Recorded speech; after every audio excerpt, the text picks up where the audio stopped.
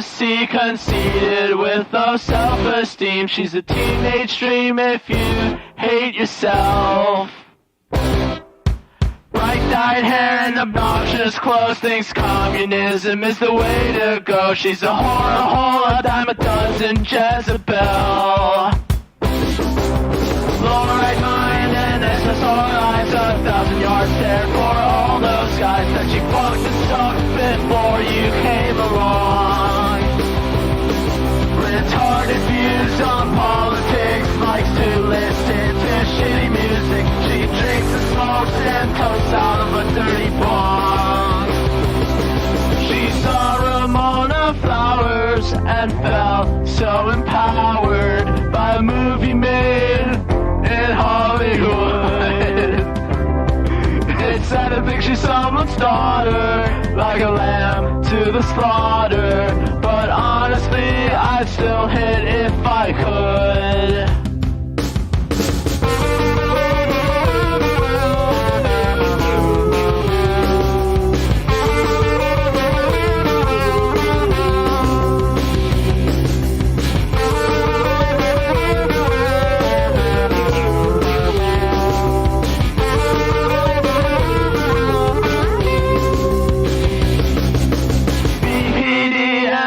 ecstasy. 30 years old but acts like she's 16. Likes to go to shows cause she's so fucking cool.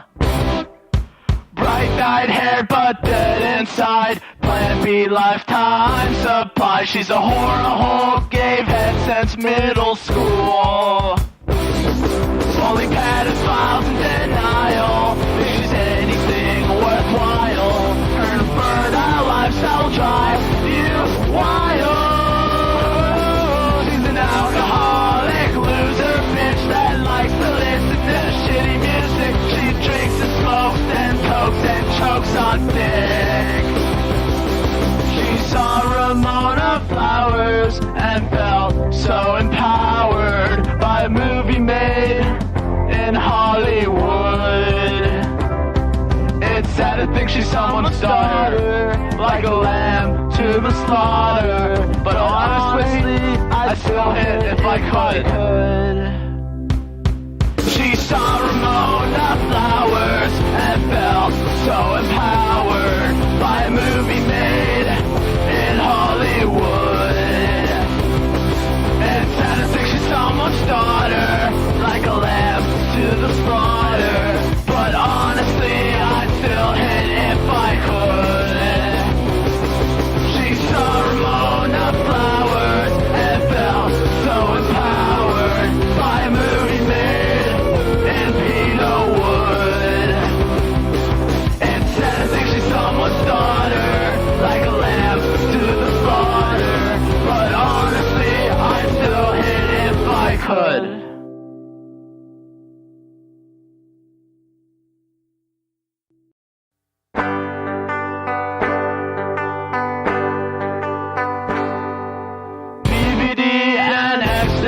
Conceited with low self-esteem. She's a teenage dream if you hate yourself. Bright-dyed hair and obnoxious clothes, thinks communism is the way to go. She's a whore, a hole, a dime a dozen Jezebel. Low-right mind and SSR lines, 1,000-yard stare for all those guys that she fucked and sucked before you came along. Retarded views on politics, likes to listen to shitty music. She drinks and smokes and toasts out of a dirty bong. She saw Ramona Flowers and felt so empowered by a movie made in Hollywood. It's sad to think she's someone's daughter, like a lamb to the slaughter. But honestly, I'd still hit if I could.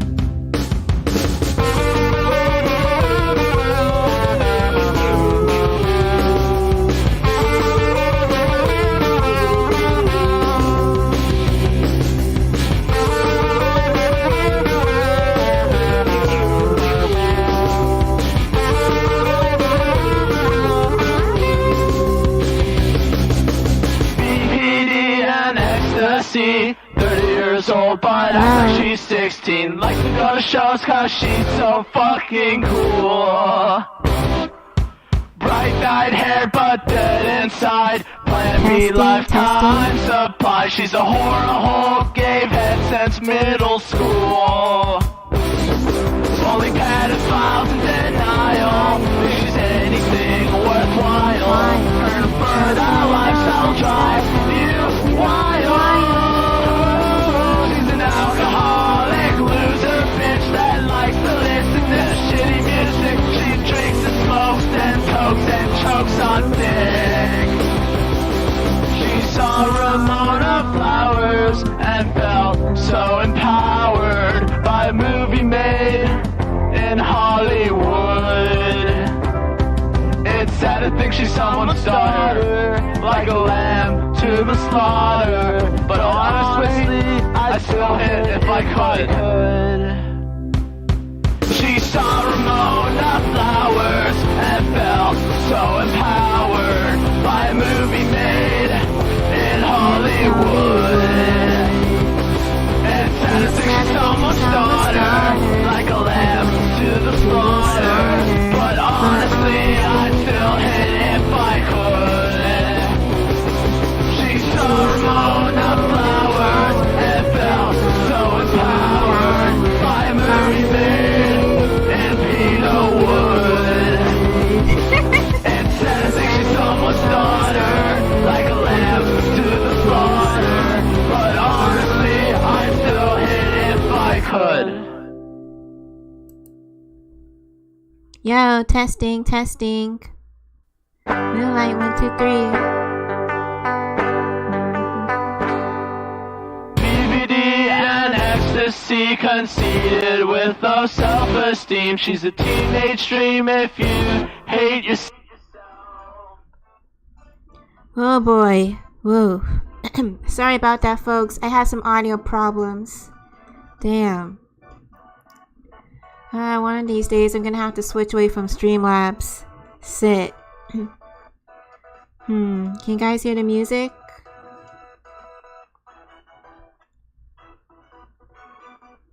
From the game, I mean. Let's see.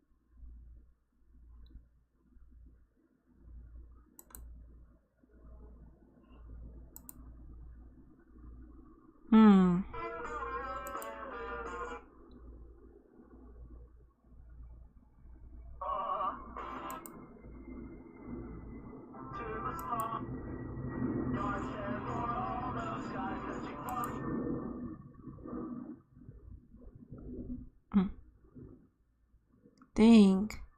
Can you hear the game?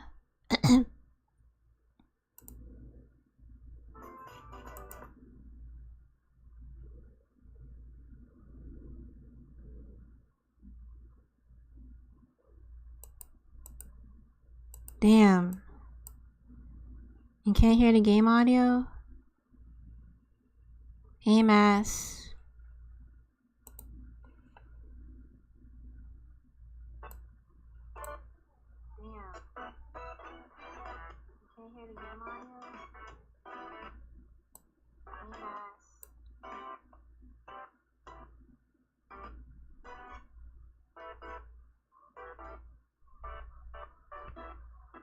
Okay, I get it.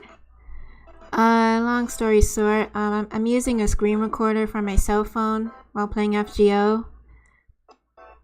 But so far everything's okay, right guys? Okay, I get it. Long story short, I'm using a screen recorder from my cell phone while playing FGO. But so far everything's okay, right guys?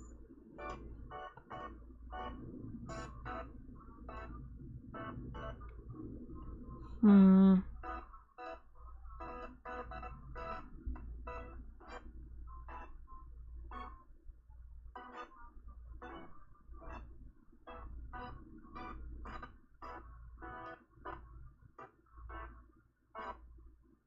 Mm.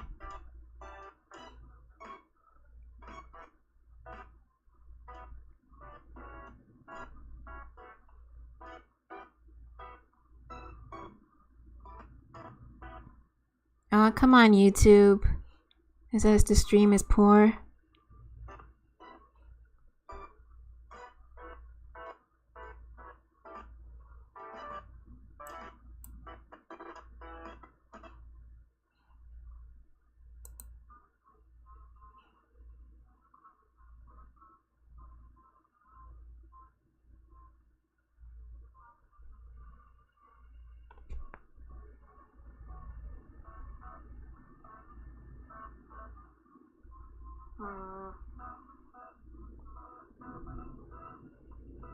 Hey, right guys?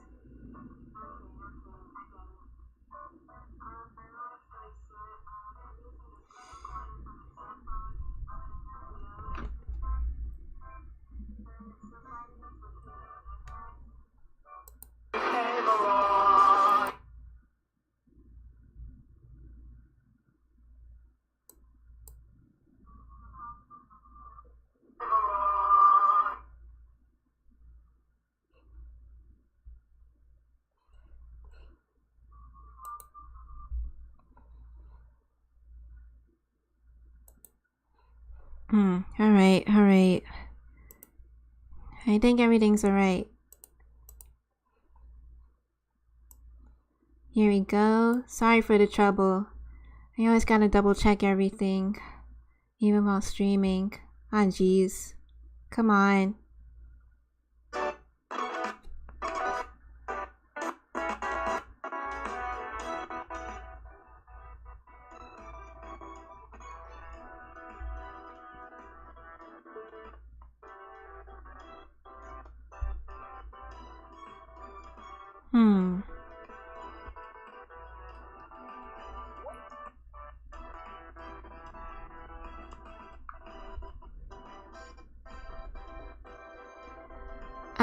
Well, just before we start, I would like to say that, I managed to complete the challenge quest for the Oku rerun. Both of them exact, for both Kama and the super difficult one. I was really happy. Really. So I can't wait for you guys to see the vid. For real. Woo. Oh boy. 9 hours left, and I have 23 rank-up quests to do. Oh jeez. And take a look at my interludes. Well, what can I say? I mean, I gotta spend my time, you know, gathering resources, upgrading my servants, you know? Embers. Gathering gems. You know guys, right?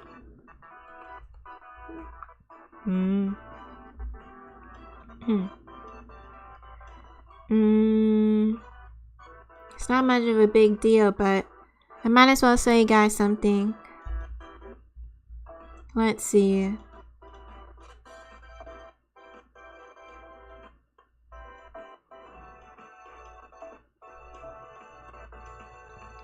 I managed to get most of the summer servants I got. And I unexpectedly got what was her name again? Oh, Summer Murasaki. But I got Ilya and Brynhild. I didn't really want Kiara, but now that I got her, I'm grateful. And I even got one of my favorites, Summer Tomoe. Now for next year during the rerun, maybe I should get Summer Abby. I kinda like her and Noble Phantasm. Same goes for regular Abby. Who knows? Only the future may know. Hey, if you like my stream, if you want to see me roll in figure order, why don't you give me a donation down in the link below?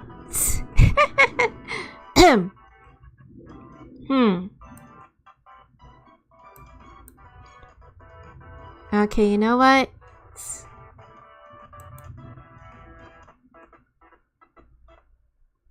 I gotta fix something else, guys. Sorry. Jeez. Another is ready.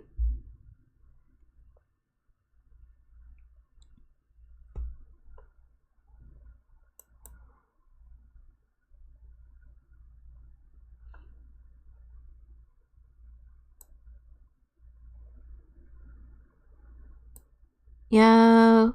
Yo. Yo. Yo. Okay, perfect. Sorry. Hope I'm not too loud. Don't worry. Don't worry. No! Damn it!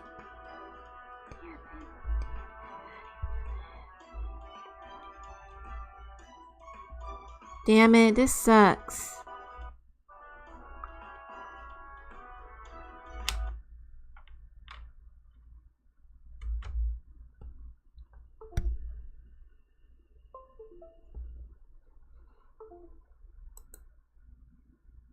Don't worry, everything's fine. Jeez.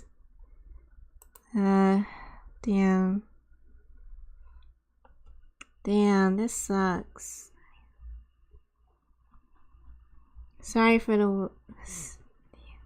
Damn it, gotta bring this back. Don't worry, everything's alright. Oh man.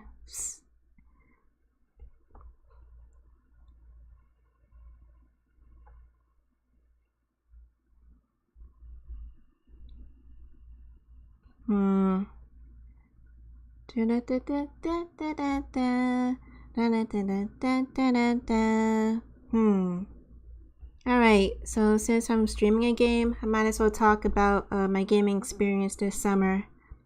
Okay, a few days ago I tried streaming with my PS4, and that failed. And I wanted to try streaming with my PS Vita. I can't connect the audio to my PC, so that's gonna take a while. That sucks. And well, I've been hearing rumors there might be a Sony State of Play later on this month. I kind of hope so. I just want to confirm if the PS5 Go will have PlayStation 3 compatibility. My PlayStation 3 died last year, so and I don't want to waste money on two consoles. Okay, are we back? Yeah, gotta get the audio. Don't worry.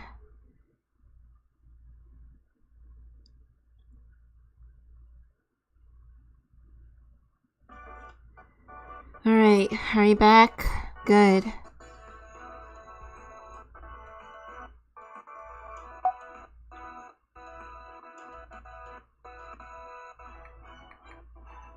So yeah, I got most of the summer servants. Two of them, by chance, they spooked me. I hope there's a Sony State of Play, and I hope in the future I could stream my PlayStation 4 games, or better yet, my Vita games. Sit. I mean, the PlayStation Vita is the greatest handheld ever. It's even better than the Switch. But no, so Sony had to Jew it all up and made it hella expensive along with the PlayStation 4. And that's why it's irrelevant to the mainstream gaming platforms. But I don't care. I love my PS Vita. Damn. Sony, you better make another one. And PlayStation Vita too. Jeez.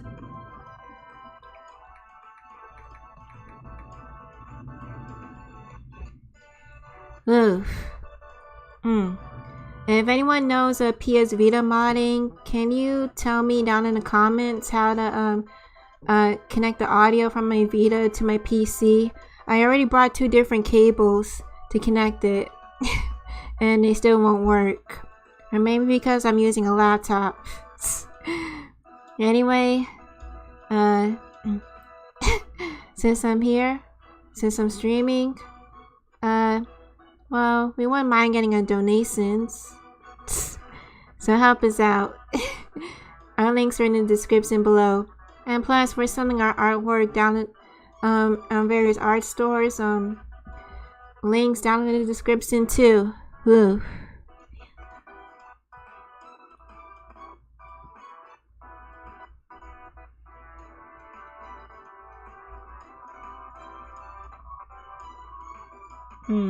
Hello? Testing.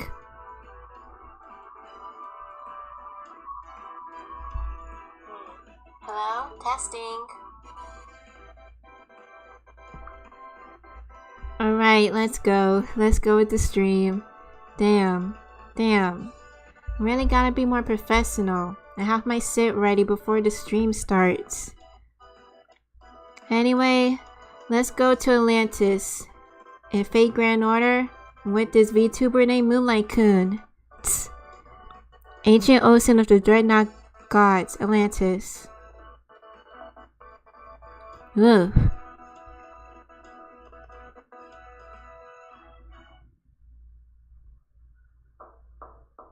Who is it? Who is it? Good morning, senpai. Is your formal dress all ready to go? Hey, Mass. How's it been?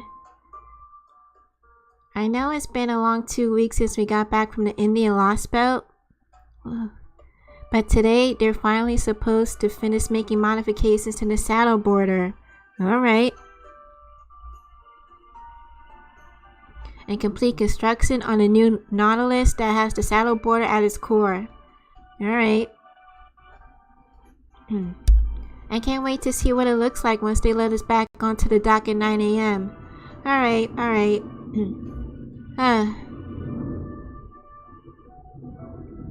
I remember Captain was very particular about having us, quote, "Man, I want these borders to go away. What was the Lightworks, or better yet, Lasingo thinking?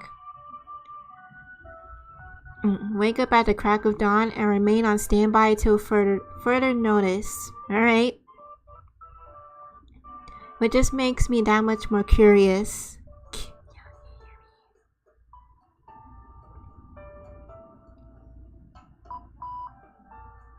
Ahem, testing. Everything good with this mic? Hey guys, can you hear me? Are my dulcet tones carrying clearly to your waiting ears? Ah, Da Vinci.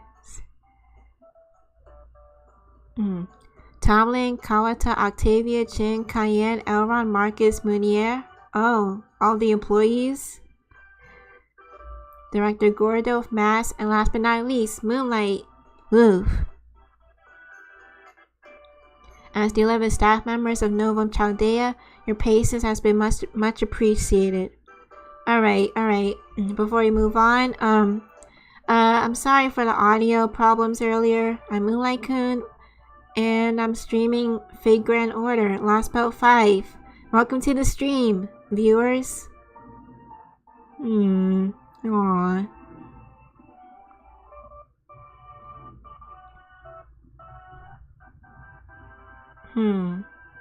Oof. Now come on down to the dock and meet our brand new ship. Okay, that's right, it's time for the launch ceremony of Captain Nemo's Nautilus. Truth be told, I won't be rolling for you when Imaginary Scramble comes out. Nuh-uh. I got my eyes set on Van Gogh.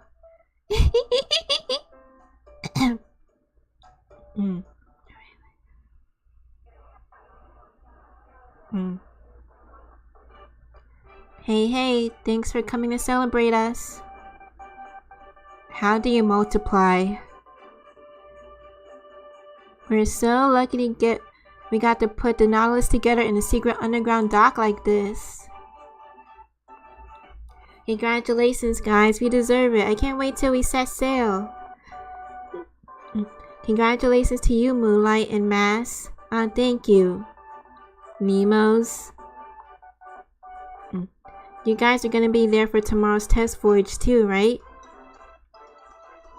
Oh man, it's gonna be so much fun. I wonder if we can still fire torpedoes in the Void Sea. Damn. Huh. Master, do you know why there's so many Nemos here? It's a whole series of Nemos. The Nemo series.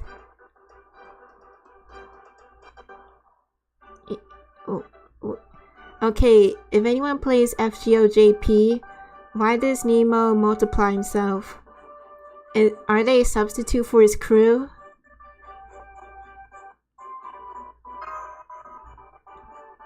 Hey, who said you could leave your post? You're making a mockery of the launch ceremony, damn it. Marines, line up!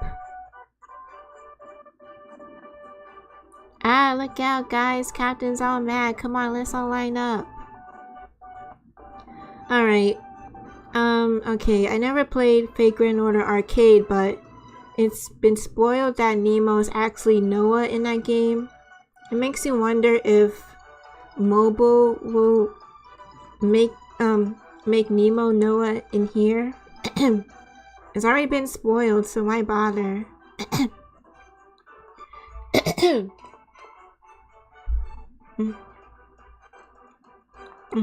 That's more like it. Now roll call. Nemo Marine reporting for duty. I'm in charge of the deck. and I want you to requisition me as a new mob. Requisition me a new mob.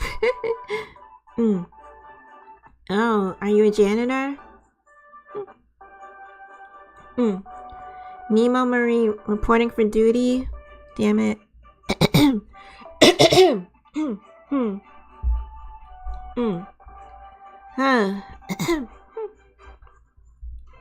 Nemo Marine reporting for duty.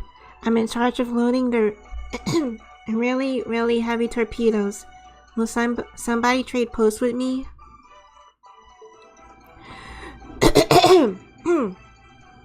Oh damn, my voice.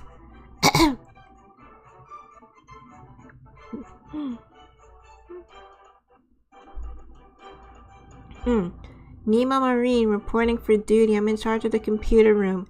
And I'm still not sure taking notes by hand is really the best idea.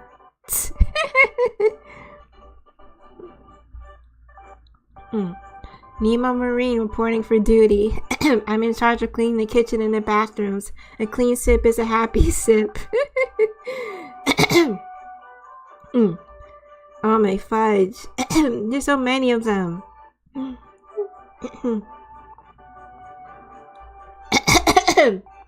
It just keeps going and going. How many of them? 26? Whoa.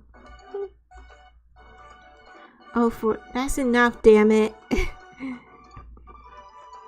I was a bit overwhelmed with all the new information, even before this parade of identical faces.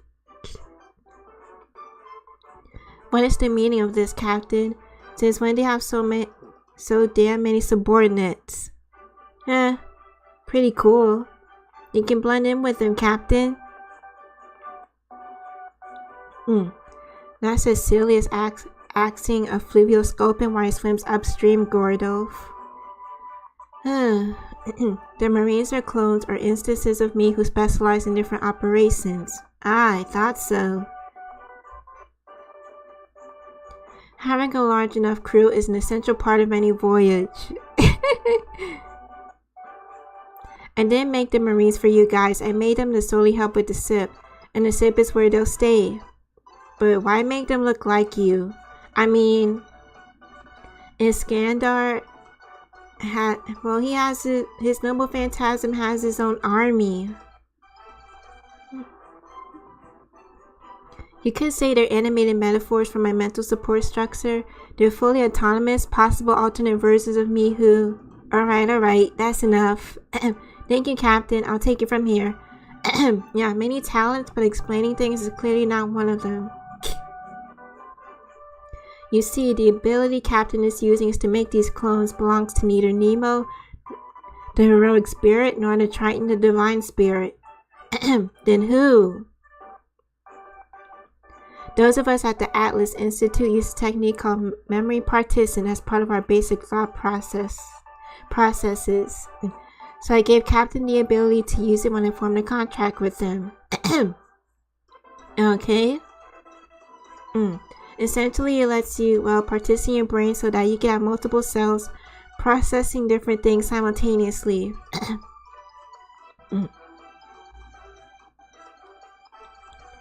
In Captain's case, that... no, the text is too fast. In Captain's case, that resulted in him gaining the ability to create multiple physical cells that all act with complete autonomy. Alright, it's pretty useful, but that's really nice.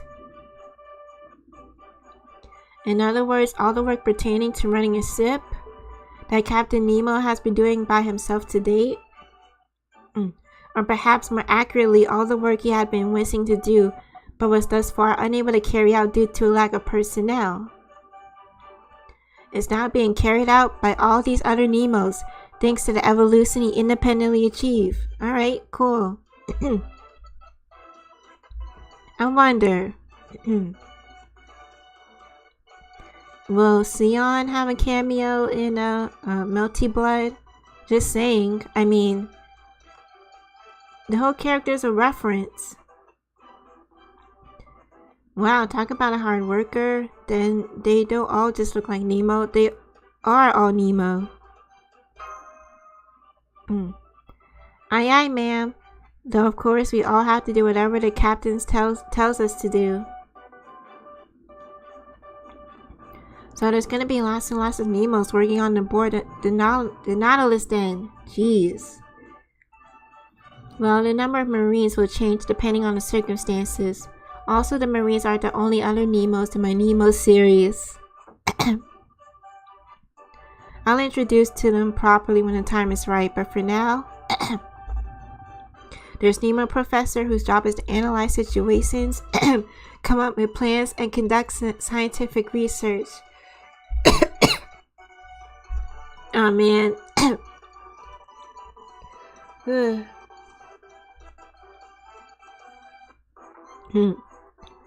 Oh. Next, there's Nemo Baker, the cook who will be in charge of preparing everyone's meals. All these roles are important, of course, but hers stands out in particular.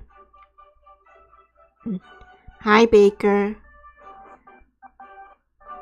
Then there's Nemo Engineer, who's so cantankerous, you never believe she was me, so just as soon throw a wrench at you as look at you. Okay. So we have a baker. What's next? A butcher and a candlestick maker? Hi, engineer. Those along with the Marines are the crew I'll be taking along to run the ship.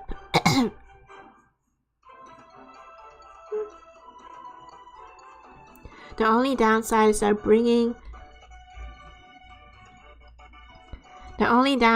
bringing the boarder aboard a new Nautilus means there won't be any room for a bakery, so I won't be calling Baker. Then how are we gonna eat? No Baker? Oh man, that's a real shame. Still, it's looking more and more like a real submarine, isn't it? When are you gonna take it out for a test dive, Captain? I would like to do that no later than tomorrow. Alright.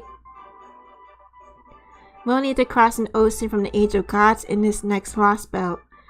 So I have to make sure everything is ship-shape, figuratively speaking.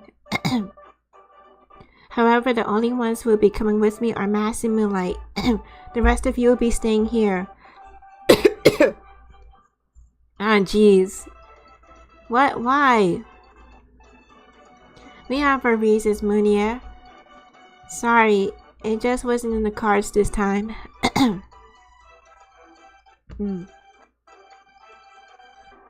While Captain, Mass, and Moonlight are out there testing the Nautilus, the rest have our work cut out for us getting ready to infiltrate the Atlantic Lost Belt. Developing the ultra long range lens, doubling and tripling the Nautilus's defensive systems. Ah, jeez. Reinforcing Moonlight's mystic codes, fine-tuning Mass's Ortanax. Basically, Moonier, we all have an absolute tons of things to do here. We just don't have the time to spare for you wasting your magecraft expertise on a submarine test dive. Damn it, of all the rotten luck. If I known it was gonna hold me back like this one day, I would have sold my magical crest and gotten out of the magecraft game long ago. Oof.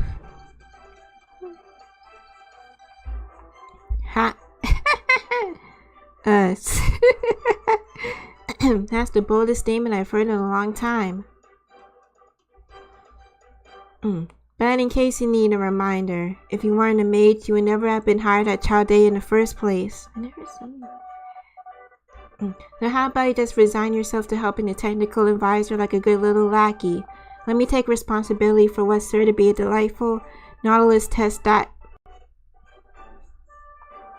You saw Gordy, you do know they're going for a test dive in the Void Sea, not the Wandering Sea, right? I forgot the difference. Yeah. Yes, as I was saying. Damn it.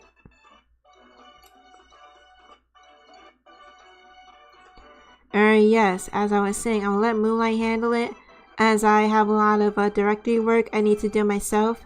Yes, quite a lot indeed. Then it's settled. This afternoon, I'll be holding a class to explain all about the Nautilus's equipment and facilities, as well as what to do in case of an emergency. Then tomorrow, Moonlight, Maz, and Captain will take it out for a test dive. Ooh.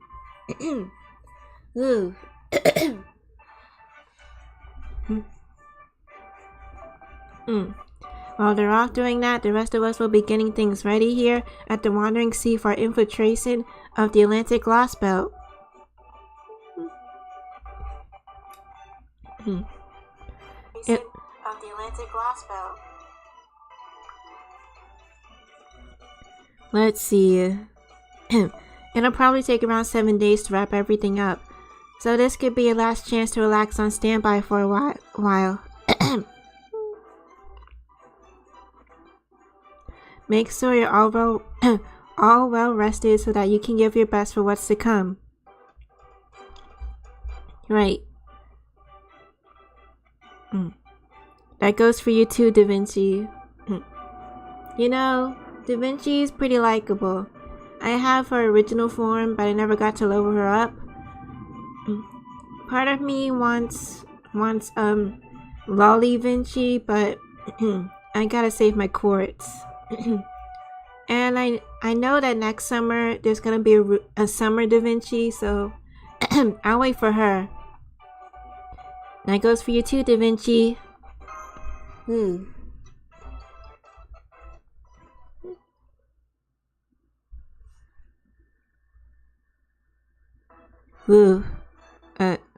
Alright, intro 5-2. Sweet.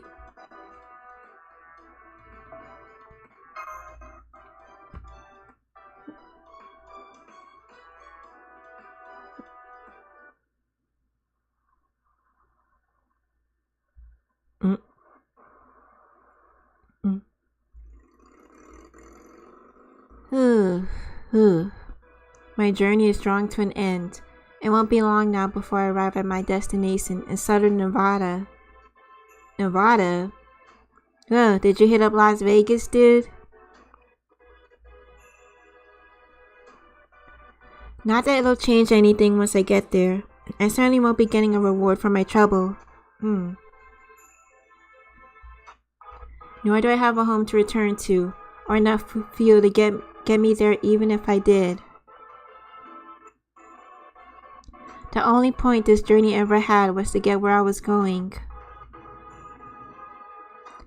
Well, no, that may be technically accurate, but it's still not quite right. Let me be clear, so I don't invite any misunderstandings.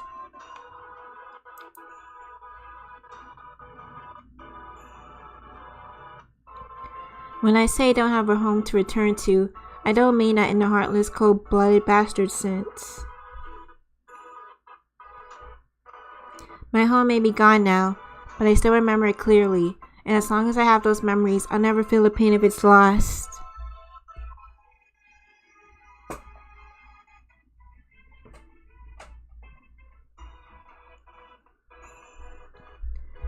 See, since I was born, I've had the ability, for better or worse, to recall anything I've ever seen in perfect detail. Whoa, whoa, nice memory, dude. It's called hyperthymesia, though it's more commonly known as superior autobiographical memory. Whoa. My friends considered it a disability and sympathized with the drawbacks. That's not much of a drawback. That's pretty awesome. But scientists considered it a gift.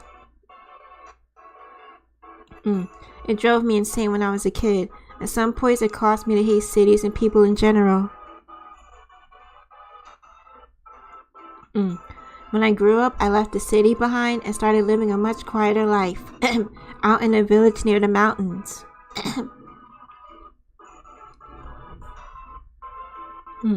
As a result... Wait.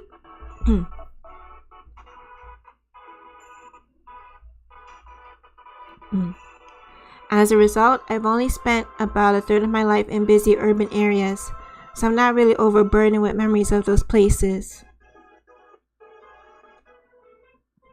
Still, my memories are just as clear now as they ever were. I can see the friends I used to hang out with smiling and laughing, as if they were right here with me.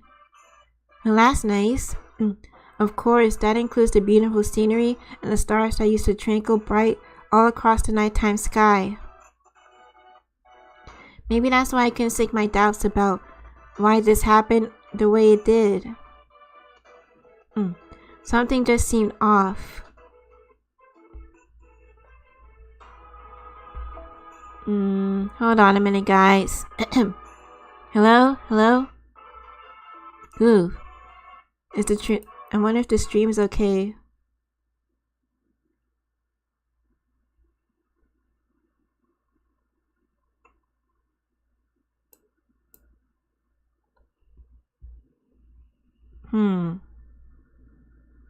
Alright, stream's healthy.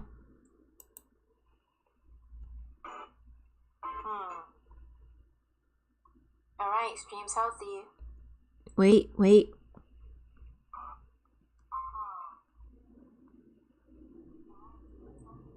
Don't worry, everything's alright.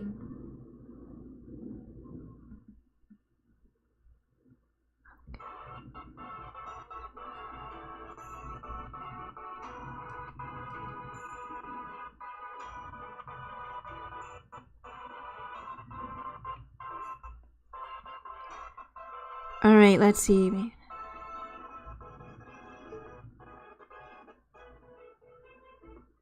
I don't mean the Earth's surface being bleached white. I mean it feels something even bigger has changed, but in a way I can't put my finger on it. Alright, dude. Whatever it is, I've noticed it at different points during this journey. There was something different about the skies above Russia, Scandinavia, China, India, whatever it was. They weren't the same skies I've seen before. So, is this person following us? There must be some other change occurring in places I'm not privy to, or maybe some other humans beside me are struggling to fight back.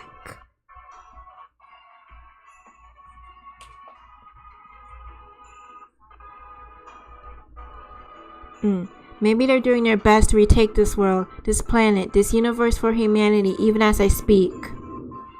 All I see is white, dude.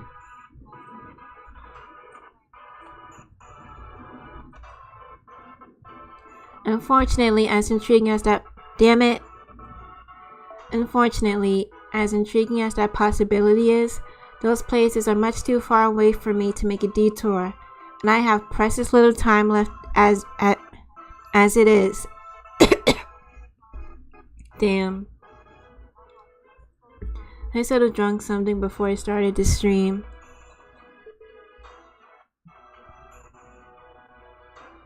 I ran out of food yesterday, and my bike's not gonna last much longer either. And I can't find any oil.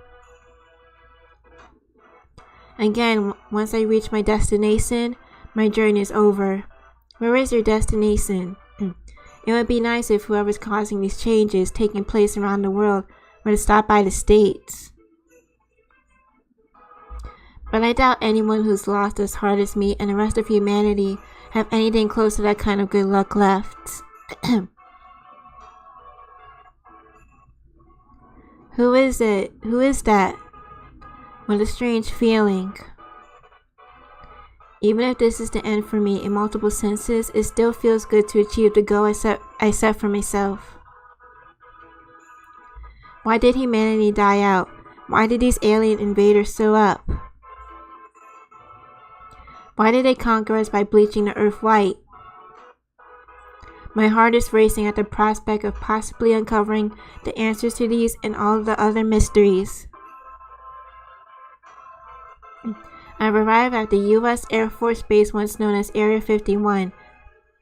Dude, do a Naruto run.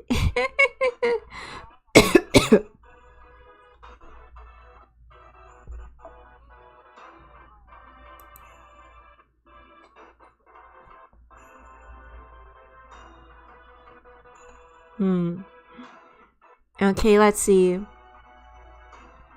It's the one place, the only part of the texture on the entire planet that managed to evade the bleaching. Oh, I wonder why. Damn it. No, I didn't mean to do that. Sorry, guys.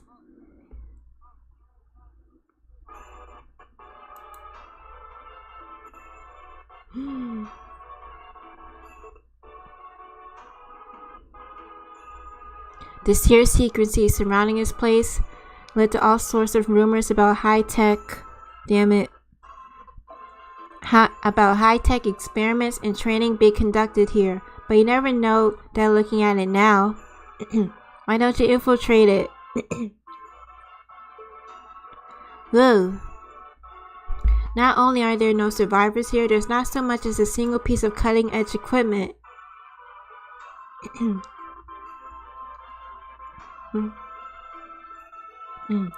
Any seaplanes and armored tanks that may have been here before are long gone.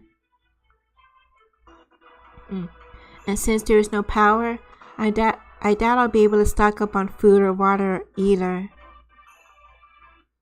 On the plus side, these buildings are mostly untouched, so at least I shouldn't have to go through sifting through rubble.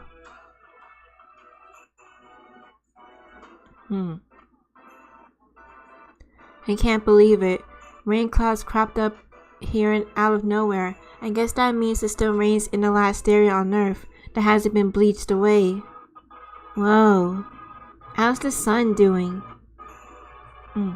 I pushed my excitement down to keep it from getting the better of me, and began carefully making my way through the base. The rain clouds that cropped up in the skies overhead stuck around the whole time I was there. I learned several things from my expedition into the inside of the base, the part completely cut off from the outside world. I wish I could offer my own personal insights on what I found, but since I'm running low on both time and energy, I'll have to stick to just the facts. This base did in fact contain an alien life form. Ooh. 2018 Subject E relocation. 2018 Initiate Subject E examination. According to the documents I found, this subject had flown to New Mexico in the year 2018. The craft it had been piloting either burned up when it did, or enters Earth's atmosphere, or was possibly destroyed by the subject itself, according to a handwritten note.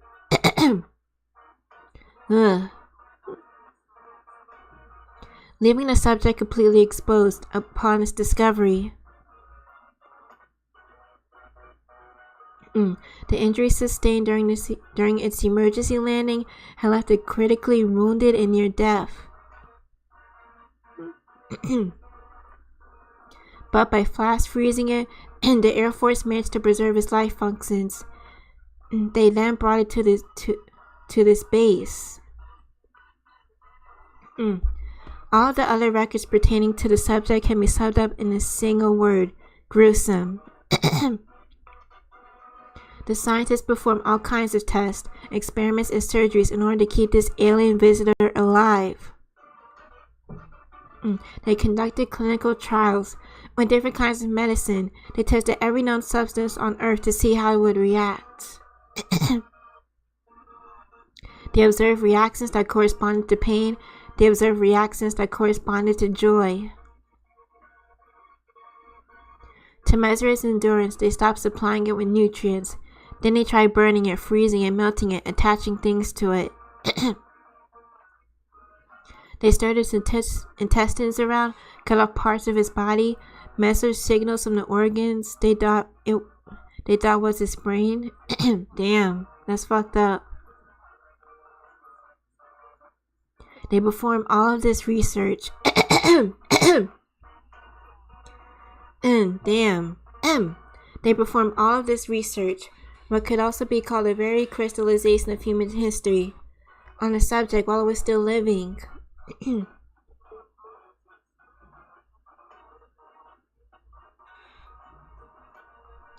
didn't take long for the surgical procedures meant to resuscitate the subject to morph into brutally exploitative experiments. Damn. And since the cells taken from the subject's samples were made up of elements that didn't exist anywhere on the planet, it wasn't hard to imagine that further research could eventually lead to military and civilian applications. Truth be told, that was where the top brass true interest lied. After all, ever since the turn of the 20th century, the energy race between nations had only continued to pick up speed. And there was now an insurmountable gap between industrialized nations and developing ones.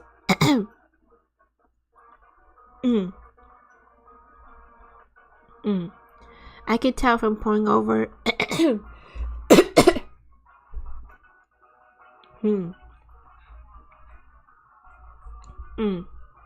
I could tell from poring over the documents that they began with the best of intentions.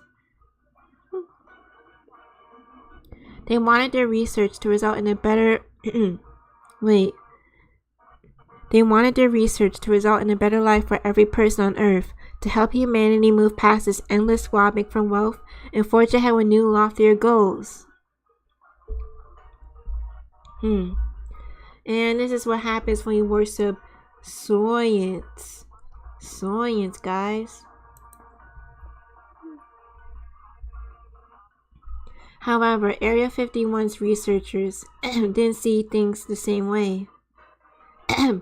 With every experiment they ran, they became more and more certain that the subject was emitting a constant unknown signal. It was calling for help. So they thought if they kept running experiments on it, if they kept inflicting greater levels of pain on it, even more potential test subjects were bound to show up. Oh boy.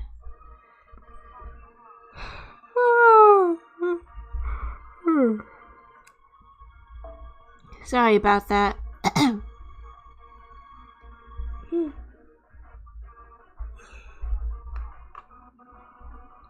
Damn, it's already been an hour, and we just started. Well, let's go.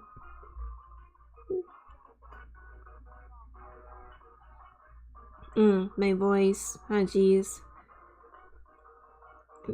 Do these researchers ever watch an alien movie? Freaking idiots. They're science. And this is what happens when you worship science. You turn into a psychopath that abuses a different species of extraterrestrial beings. The soy. Jeez. Alright, let's go.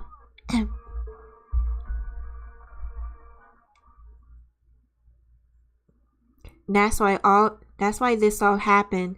This wasn't a natural disaster. It was a man-made one. But is that truly the reason?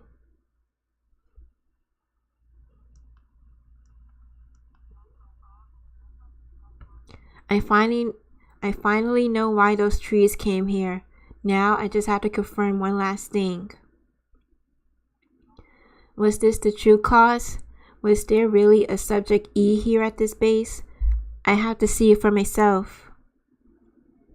And I have to do it before I die of malnutrition.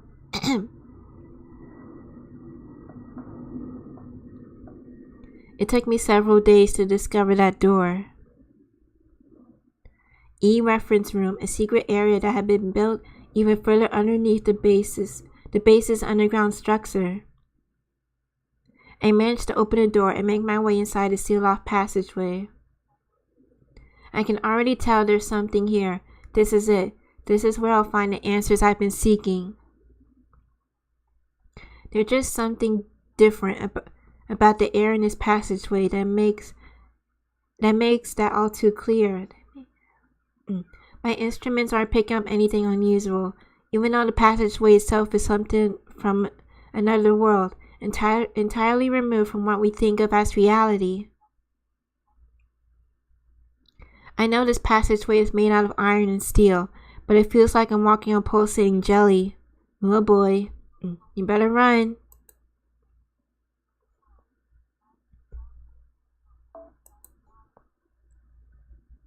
Oh boy, you better run. This way.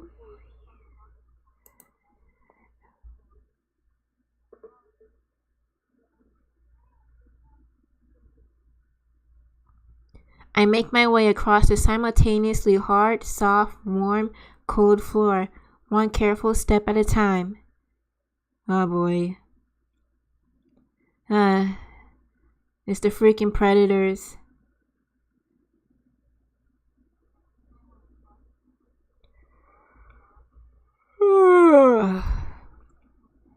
My body temperature is dropping like a stone. I can barely breathe. My consciousness is hanging by a thread. I can't even remember how many days it's been since I last had something to eat or drink. Soon, I won't even have enough energy left to talk into this recorder.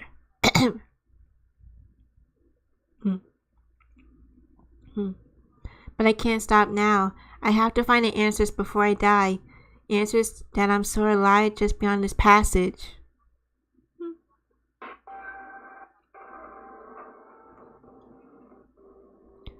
Ooh, spoopy. Very spooky. Spoopy.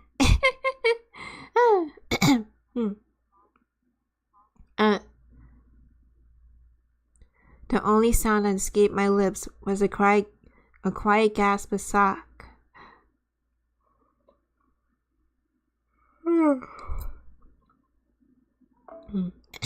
It was the most retro room I could have imagined.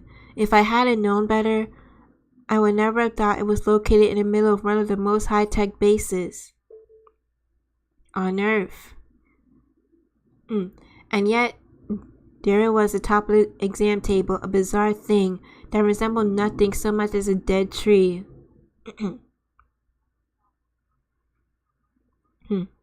Hey there, it's about time you showed up, Blue Book. Who are you? I got shot.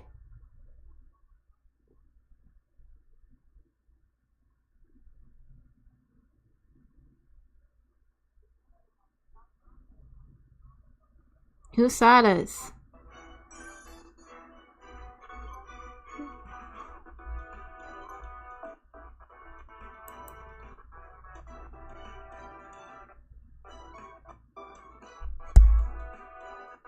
Jeez. Okay, headcanon time. In all honesty, it could be Barrel Gut that shot us. Just a hunch, you know? Oh, did we complete any missions? Oh, let's take a look.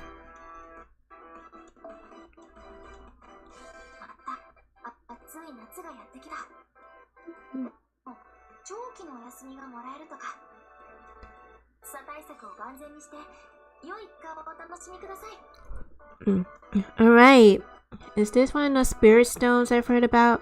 Oh, we get free quartz. Sweet. Oh, a ley line stone. Yeah.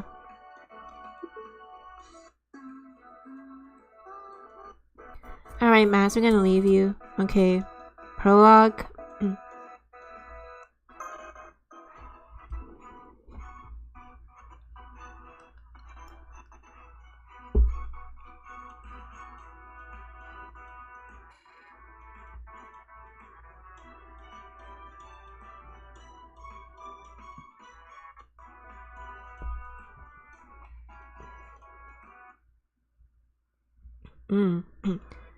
Back at the evil council.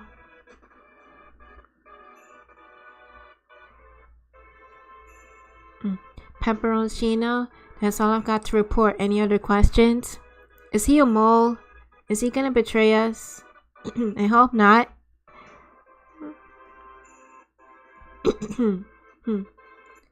This isn't like you, Pepe. Did you always used to tell us we should act our cheeriest when we've lost? Unless, of course, you don't consider the Indian lost belt disappearing a loss at all. My. I see that at least your sharp tongue has managed a full recovery, Kadok. Alrighty then, let me rephrase. Not only did I get in a fight with my lost belt's king, my very own servant washed his hands of me. And I had to run all the way here on my tail between my legs after Chaldea. Our sworn enemy saved my life. I'm clearly the best crypter. I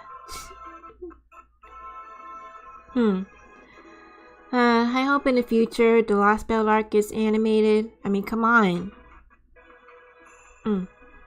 But at least the roasted bananas were super yummy. Never mind, I take it back. You're just as cheery as ever.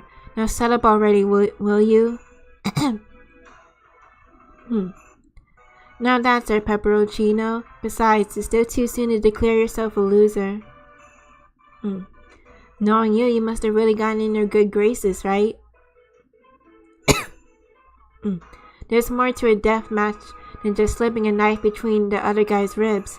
Getting your opponent attached to you is a pro-level long game move. Oh, why does Barrel have pointy ears? Very suspicious. Very suspicious. So the way things are going, I'm betting their next destination be their last, am I right?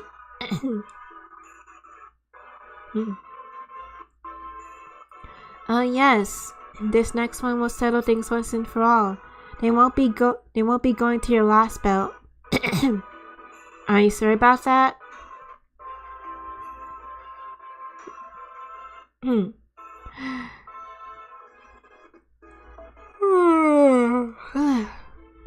Sorry about that.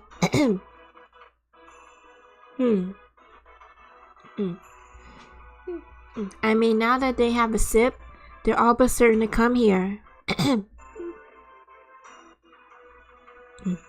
Even though that practically guarantees their demise.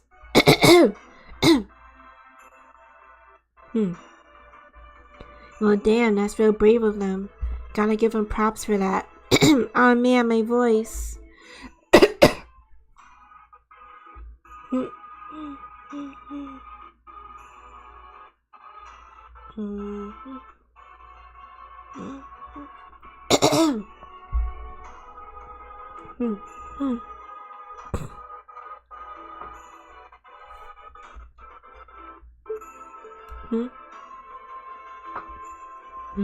Hats off to you, Chaldea.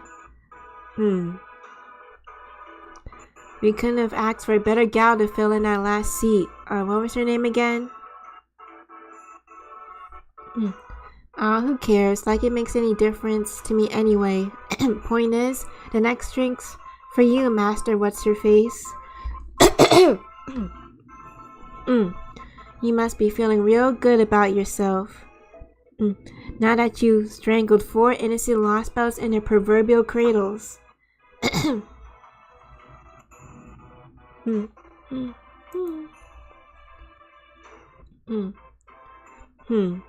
We can't be sure that the Chaldeans will come to the Atlantic Lost Belt yet. Who knows? Maybe they'll end up gunning for you next, Barrel. So if you got time to be making city tasteless analogies, maybe you ought to spend it getting ready for them. You serious, Caddock? You really think I might be next? Are you feeling okay?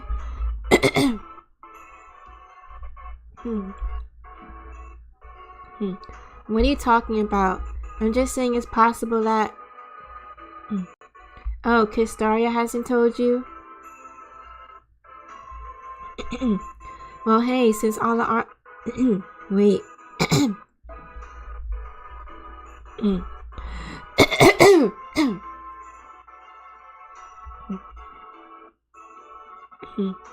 Well, hey, since all the alter egos aren't here at the moment, so I don't have to worry about them.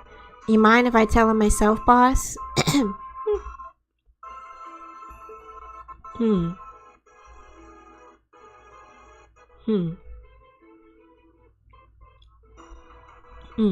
No, this directly concerns the next phase of the plan.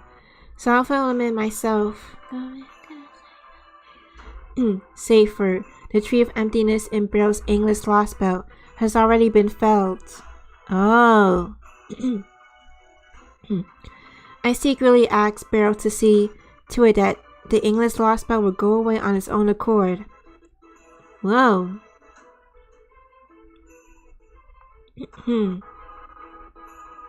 It's already been felled? Then you're saying the English Lost Belt doesn't exist anymore?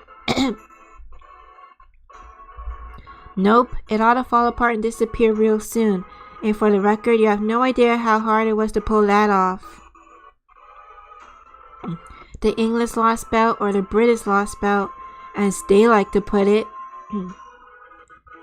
has like 1,000 phantasmal beasts for every one of the few humans there. And you can easily find yourself in a whole different world with completely different rules if you go just a little way down the path. It's a hellish wonderland, and coming from me, a guy who was raised in the UK, that's saying something. Oh, he's British. You got a license for that.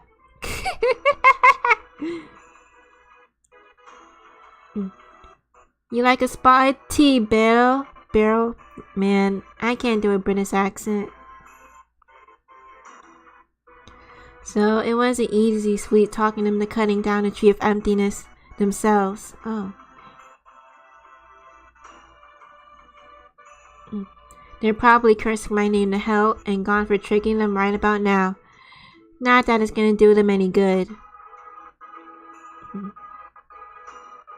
Is that true? Because unless my eyes are playing tricks on me, I'm pretty sure I can still see a wall of light up around the English Lost Belt. Yes, I've seen it too, but even so, the English Tree of Emptiness is most assuredly gone. Alright. Then who's the Lost Belt King?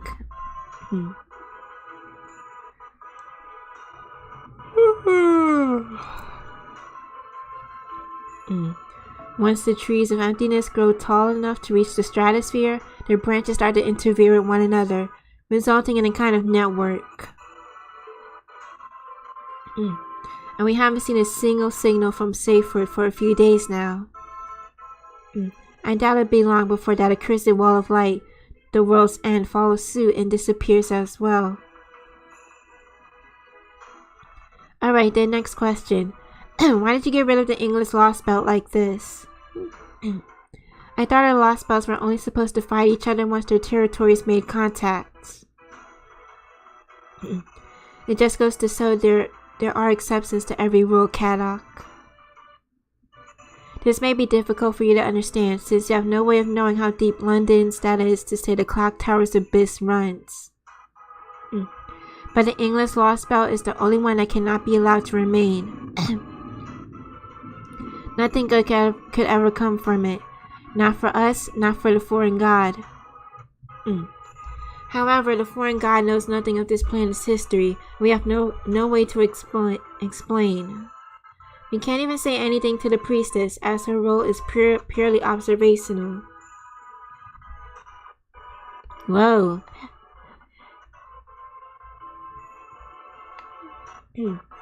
All that aside, Caddock and Pepperoncino, the fact remains that I should have told you about this and I didn't. For that, I'm sorry.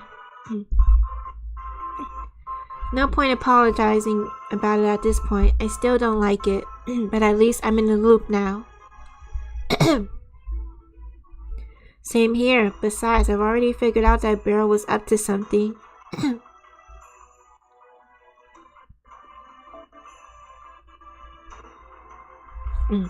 But you know, Curstaria, all that said, does that mean your Tree of Emptiness is the only one still operating? Wait, we still got Daybit. Don't be ridiculous. Have you forgotten about Daybit's lost belt? That leaves 2. I guess the only problem with that is I can't see anything that looks like a Tree of Emptiness anywhere around South America. So damn it. Damn it. So I take it that means all the branches connected to the canopy covering the sky are from the Atlantis tree then?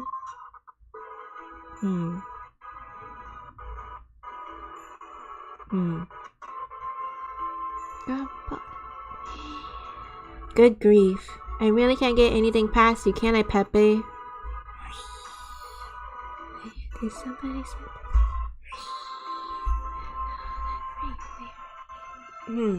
yeah.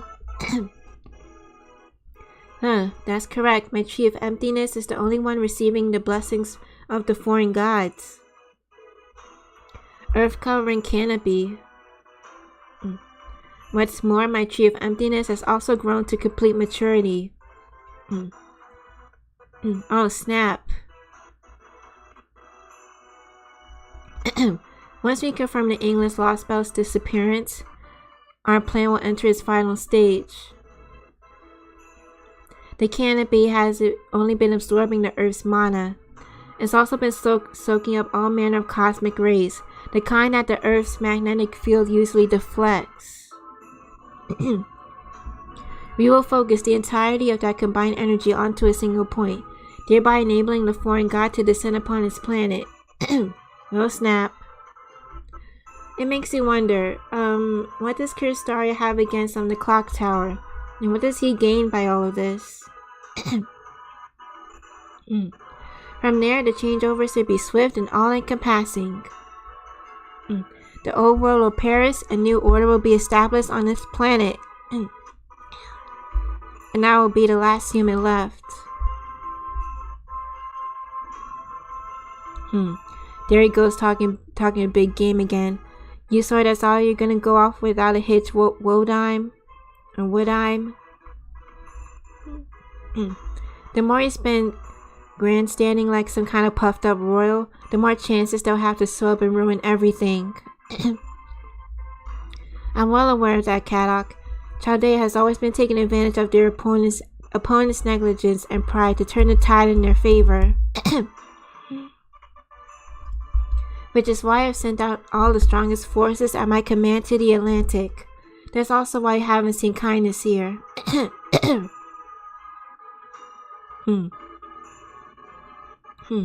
I wasn't worried or anything. Knowing you, I figured you have all your bases covered.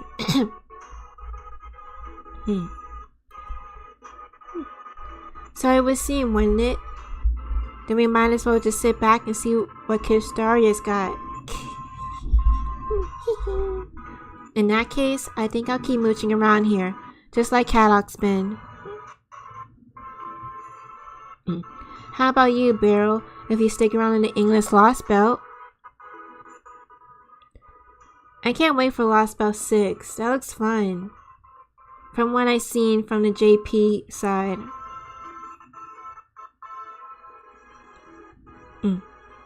Oi, bruv.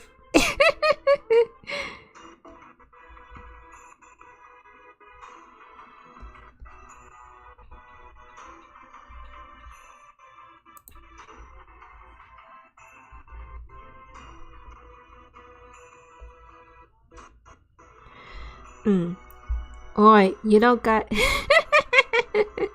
Oh boy. Hey, you don't gotta tell me if I stuck around there. It'd just be a matter of time before they came from my head. What?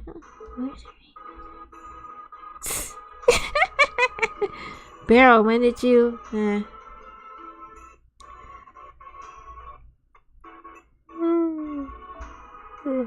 you remember?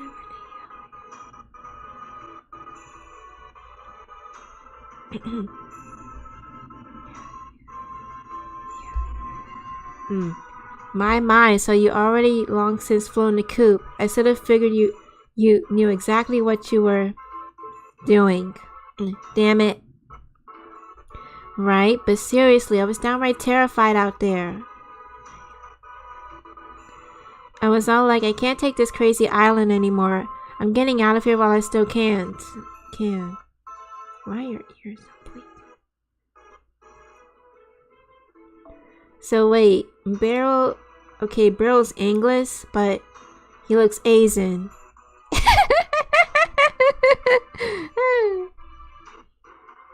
No.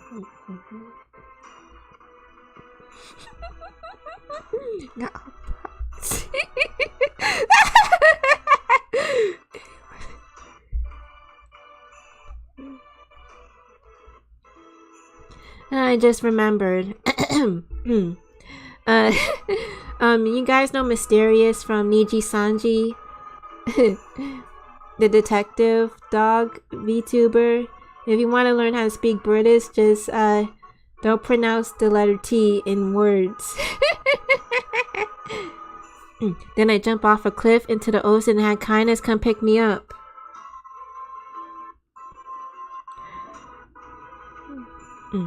Oh, and get a load of this. You guys will never believe what I went through over there. See, that lost belt was home to a princess who knew nothing, and I do mean nothing about the ways of the world. So I figured I could take advantage of her in all sorts of ways if I got in her good graces. But she had her head up in fairy tale land way more than I could have imagined. I mean, clingy. Even when she found out I was a human spy, she didn't bat a damn eye. She just snuggled right up against me, saying things like, I would follow you to the bowels of hell itself. Whoa. I mean, how stupid can you get? She knew I ruined her whole damn nation and she didn't even care. How am I supposed to deal with that? It's beyond ridiculous. Take it from me, Caddock. Don't go putting the moves on royalty unless you swear you know what you're doing. Nah, don't worry, Barrels. He's probably inbred.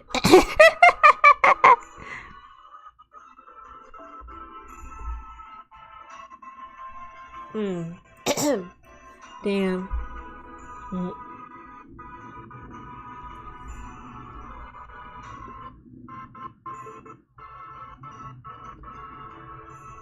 Piss off. Don't you pull that big brother shit on me now. Besides, I'm never putting any moves on royalty again. Wait, again? Did you just say again, Caddock? Had some experiences with royalty then, have we? Ooh, I can tell this is gonna be the best news I've heard in forever. Tell me everything. Don't spare a single juicy detail. Hey, Caddock. What did you do with Anastasia? Forget it. There's nothing to tell. If you don't have anything useful to say, then keep your mouth shut for once. Nah. Hey, now you can't expect us not to care about something like this, right? I mean, it's not like romantic escapades are a regular thing for you.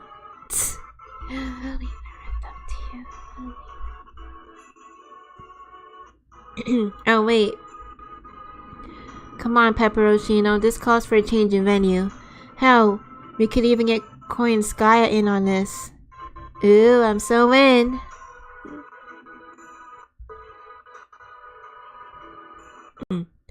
Right now, I don't care what it might cost to coax some juicy secret tidbits out of Koi and Skya.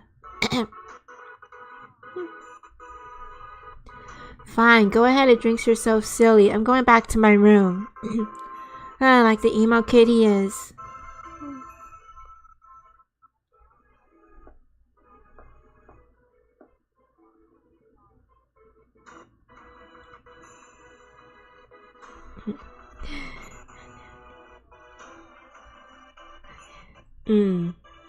Oh, come on, we were having a bit of fun, Caddock. Line up for a change. How about you show me where I can find a nice place to hang around? I only just got here, but I know this Atlantic LostBelt is supposed to be amazing.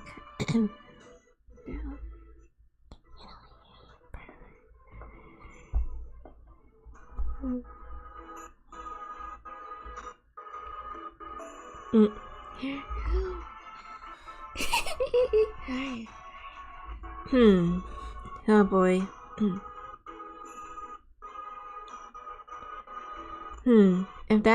If that's any indication, we shouldn't have to worry about Barrel for a while. Though I do hope the scent of blood will eventually wash off him. Anyway, let me know if anything changes, Wodime. I might not be too useful, but I'm sure there's still something I could do to help out. Hurry.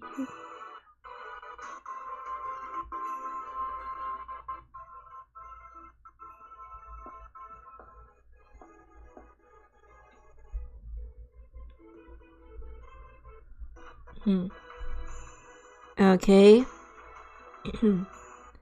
Now then. Perhaps it's time you consider sharing your own opinion before I make my final move, Priestess. This could be your last chance, seeing as the foreign god's disciples have yet to even realize that I have my own goals in all of this.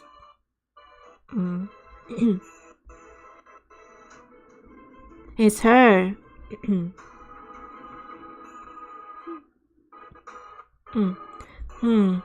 You must have seen the adjustments I made to my Tree of Emptiness, along with the way my interests align with Zeus, even if our conclusions differ. But somehow, in spite of all of that, you continue to do nothing.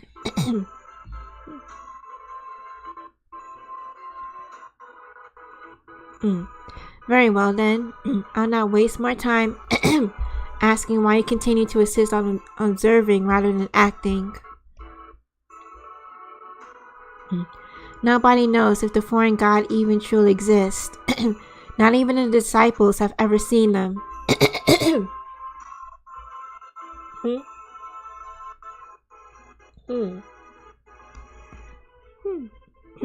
Oh geez, my voice. No, the fact is, not even they have any means of determining what the foreign god's true intentions may be. The foreign god is truly a god of emptiness, and cannot in good conscience The foreign god is truly a god of emptiness, and cannot in good conscience leave mankind's fate to such a being. I will eliminate Chaldea, watch over Zeus until he passes, and establish the Tree of Emptiness as reality. Damn, my voice. I need to drink something, so I continue to stay back and observe. Avoid shape like a priestess. Nobody else is left. I alone shall realize the future you fail to create. Jeez. What a high and mighty asshole.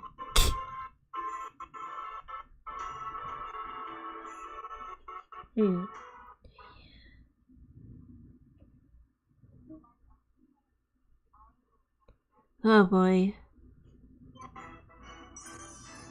Alright. We completed another mission. Sweet, guys. And there's another prologue.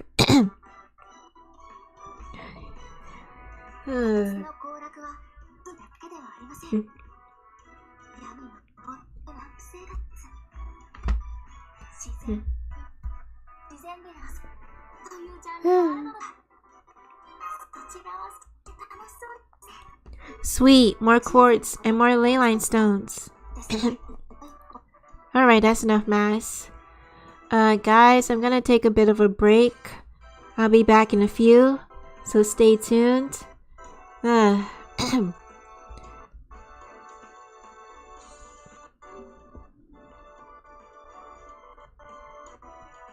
Oh, before I go, what's in the shop?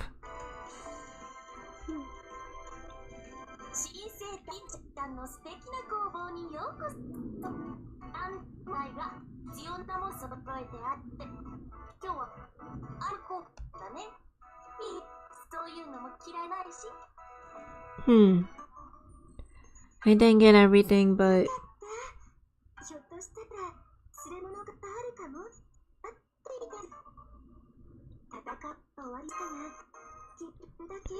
I might as well spend everything on what I have.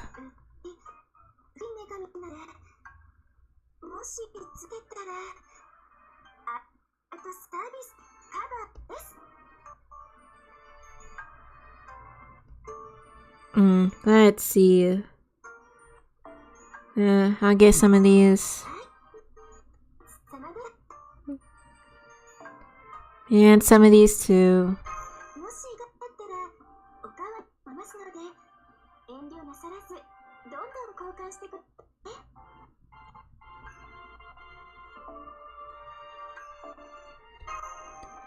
Oh boy.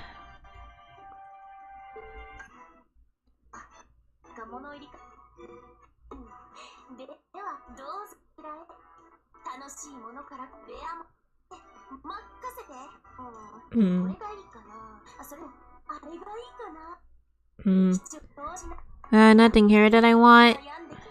Let's see.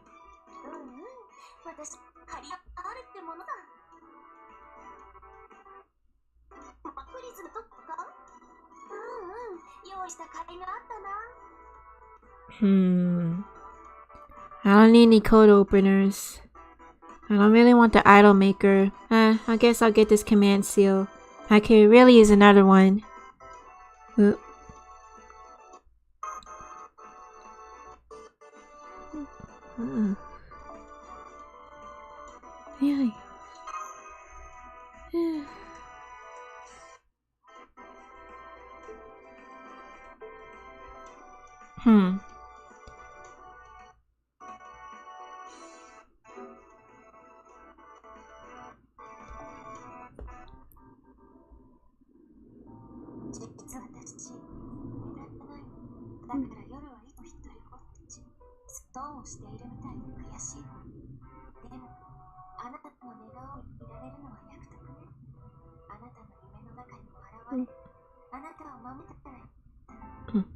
Oh, that's sweet, Saber Seiki.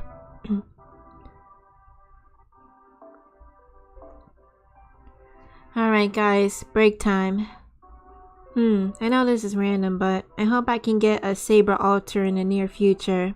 I wouldn't mind having her, really.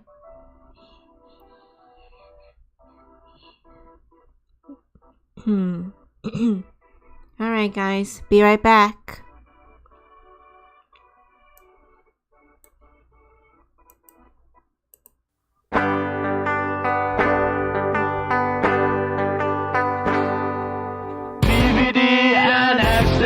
Conceited with low self-esteem. She's a teenage dream if you hate yourself. Bright-dyed hair and obnoxious clothes, thinks communism is the way to go. She's a whore, I love this song. Jezebel. Low-right mind and SSR lines, 1,000 yard stare for all those guys that you fucked and sucked before you came along. Retarded views on politics, likes to listen to shitty music. She drinks and smokes and toasts out of a dirty bong. She saw Ramona Flowers and felt so empowered by a movie made in Hollywood. It's sad to think she's someone's daughter, like a lamb to the slaughter. But honestly, I'd still hit if I could.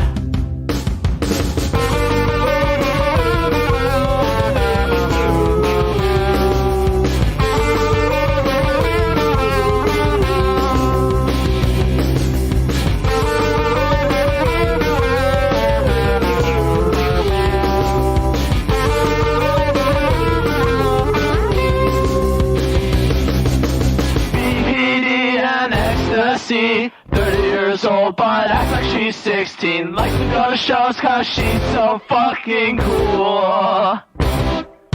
Bright-eyed hair but dead inside. Plan B lifetime supply. She's a whore, gave head since middle school.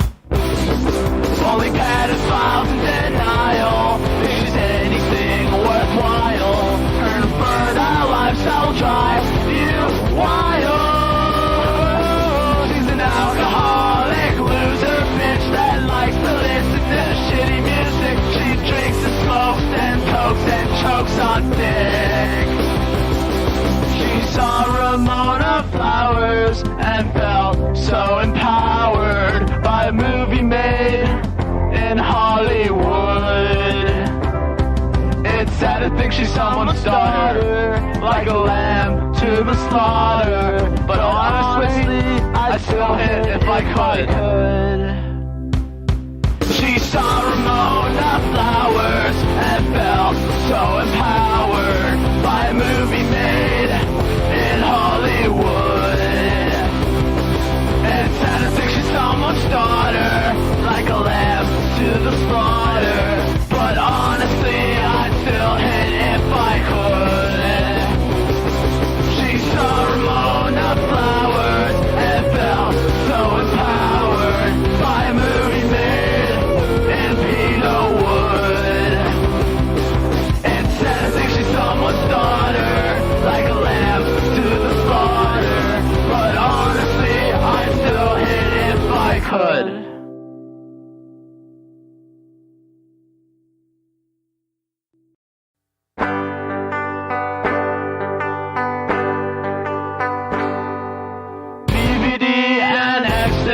Conceited with low self-esteem. She's a teenage dream if you hate yourself.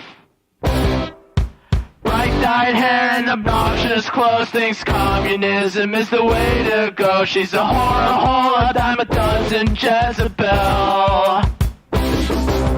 Low-right mind and SSR eyes, 1,000-yard stare for all those guys that she fucked and sucked before you came along.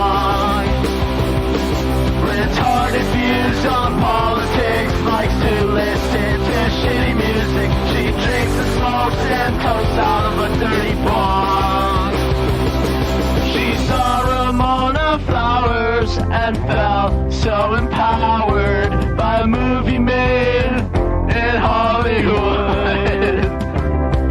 It's sad to think she's someone's daughter, like a lamb to the slaughter. But honestly, I'd still hit if I could.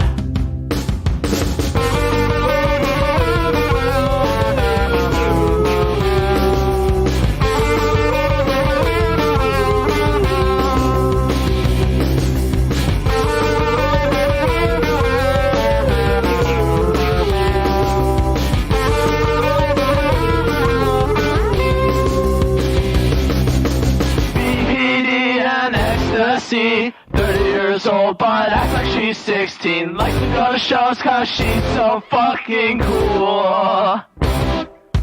Bright-eyed hair but dead inside. Plan B lifetime supply. She's a whore, gave head since middle school. Only pedophiles in denial. If she's anything worthwhile, her fertile lifestyle drives you wild. She's an alcoholic loser bitch that likes to listen to shitty music. She drinks and smokes and cokes and chokes on dick.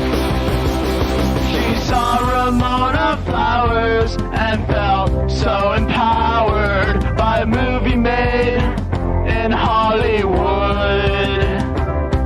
It's sad to think she's someone's daughter, like a lamb to the slaughter. But honestly, I'd still hit if I could. She saw Ramona Flowers and felt so empowered by a movie made in Hollywood. It's sad to think she's someone's daughter, like a lamb to the slaughter. But honestly, I'd still hit if I could. She saw Ramona Flowers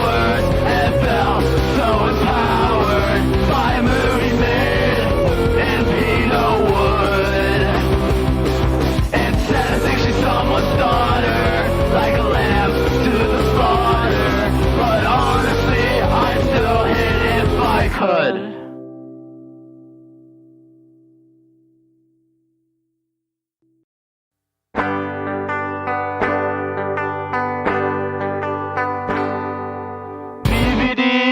Ecstasy, conceited with no self-esteem. She's a teenage dream if you hate yourself.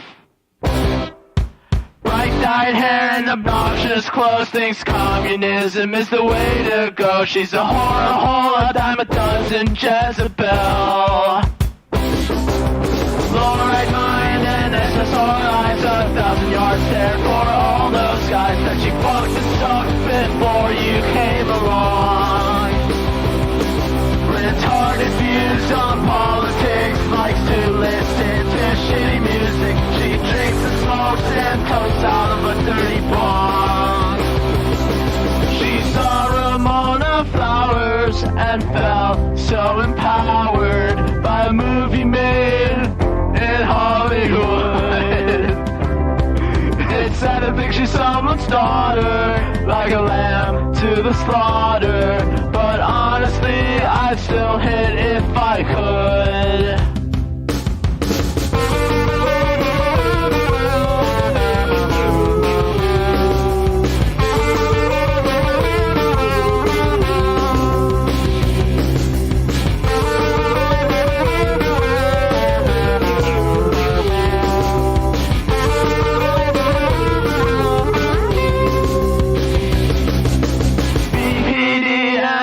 ecstasy. 30 years old, but acts like she's 16. Like the ghost shows, cause she's so fucking cool. Bright-eyed head, but dead inside. Plan B lifetime supply. She's a whore, gave head since middle school. Only pedophile denial. She's anything worthwhile. Her burnout lifestyle drives you wild. She's an alcoholic loser bitch that likes to listen to shitty music. She drinks and smokes and cokes and chokes on dick. She saw Ramona Flowers and felt so empowered by a movie made in Hollywood. It's sad to think she's someone's daughter, like a lamb to the slaughter. But honestly, I'd still hit if I could.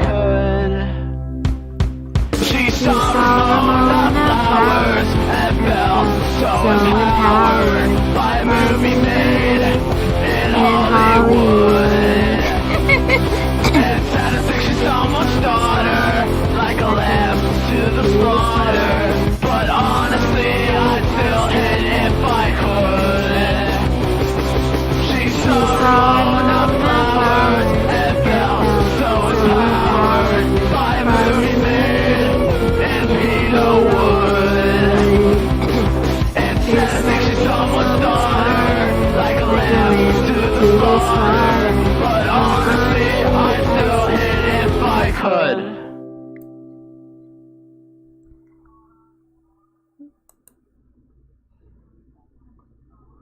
Woo, and welcome back, guys.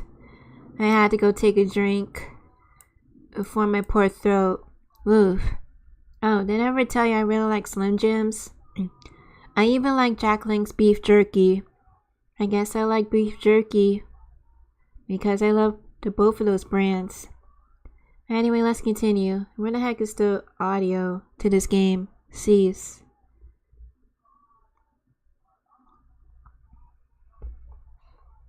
Oh boy. Ah, jeez.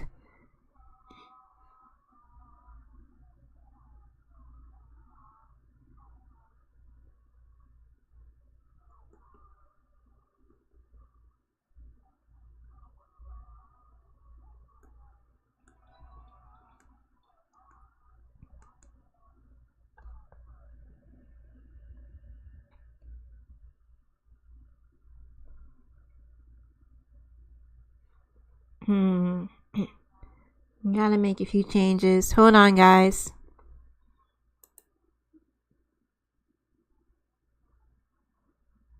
Don't worry, everything's okay.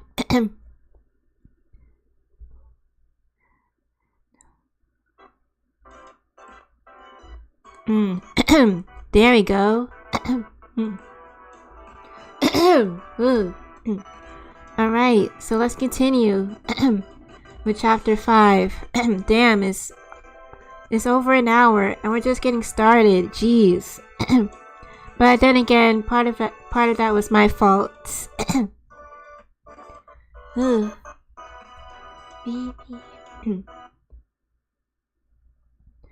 5 days after the Nautilus test dive. BPD and ecstasy. Man, I love that song. I see you're all here ahead of the operation start time. Very good. Master Moonlight, servants, Mass Curiolite. As of this moment, Chaldea will assume his first battle station, and I don't want to hear any whining about how we're starting the operation 2 days ahead of schedule. Alright, let's do this. Captain reported that the Nautilus's test dive in void space concluded safely. So I trust you're all prepared for the genuine article then? Go.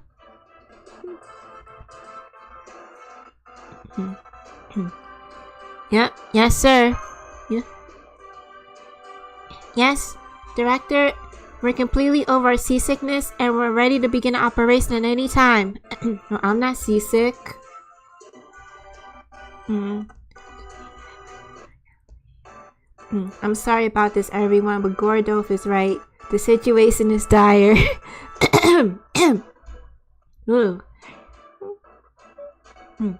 There was a change yesterday in the branches of the Tree of Emptiness that we believe now covers the entire Earth.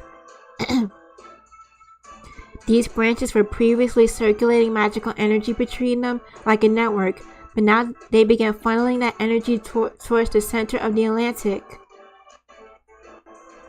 We don't yet know what this phenomenon signifies, but we better hurry.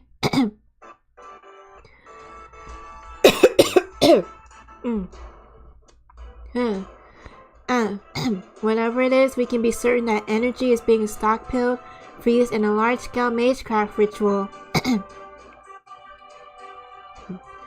Currently, the amount of energy we have measured is already equal to that used for Goaze's incineration of humanity.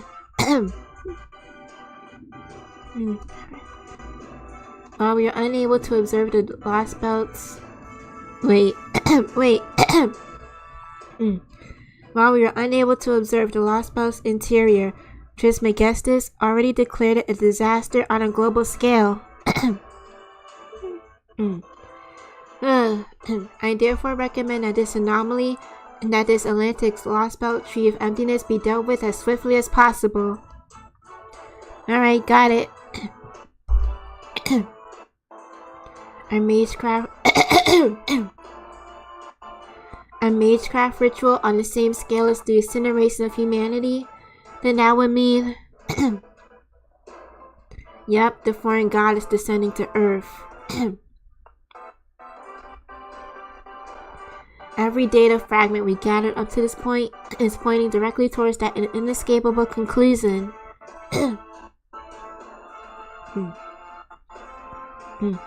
That being said, we still don't know what this foreign god is, whether they really are a god.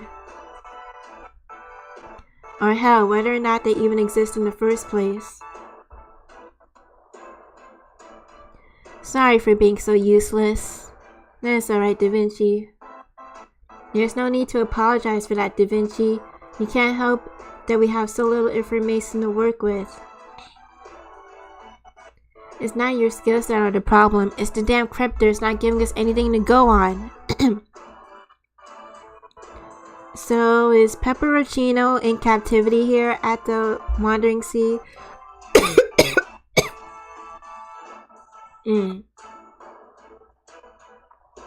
Though of course, it also seems like they don't know any more about the foreign god than we do. I expect the only cryptor who does know the truth is their leader, Kirstaria Wodime. What kind of name is that anyway? What, is it Celtic or something? Not to worry, I expect that too will be made quite clear over the course of this operation. Both the English Lost Belt and the South American Lost Belt currently appear to be stagnant, with neither showing any further signs of expanding their territory. Therefore, as we have previously discussed, Chaldea will be directing all of our resources towards eliminating the Atlantic Lost Belt. And now our preparations for the operation are complete.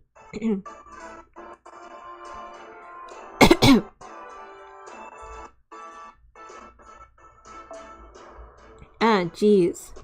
The Nautilus has been equipped with an ultra-long-range lens, capable of observing outer space, and a record-breaking magecraft barrier from all of human history.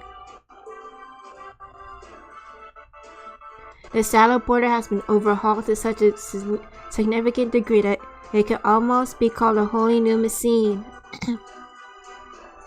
Both the Nautilus and the border have been outfitted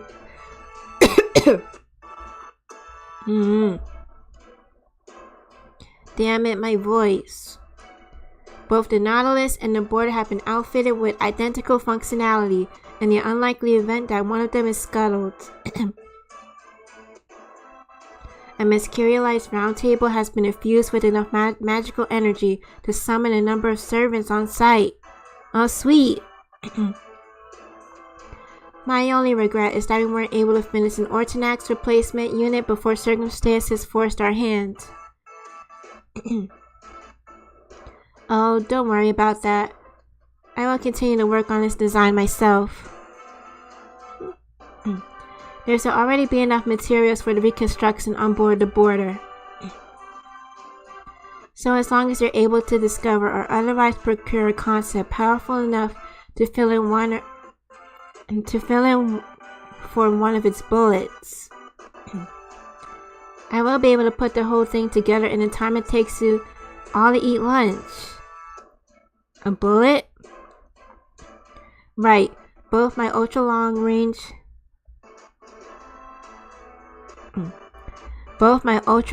sniper training and the Ortonax's transformation secrets have been cleared for action.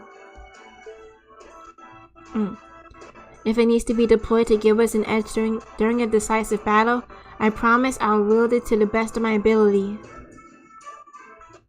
Huh? What's this about a transformation sequence? Now, just pretend you did not hear any of that. Besides, we do not know if it'll even be relevant here. Now then. As the command room officer who will be holding down the fort in your absence, I would once again like to give my usual order to those of you on the field team. The situation has changed significantly. I will not say we do not have a minute to spare, but I will say that time is definitely not on our side. What is more, it looks like that was the case for most of our key point of attack as well, the Atlantic Lost Belt. They have now put us in check before we had a chance to do the same to them. This is probably going to be longer than any battle you have fought today, both in terms of numbers of enemies and the path you will need to take to reach your destination.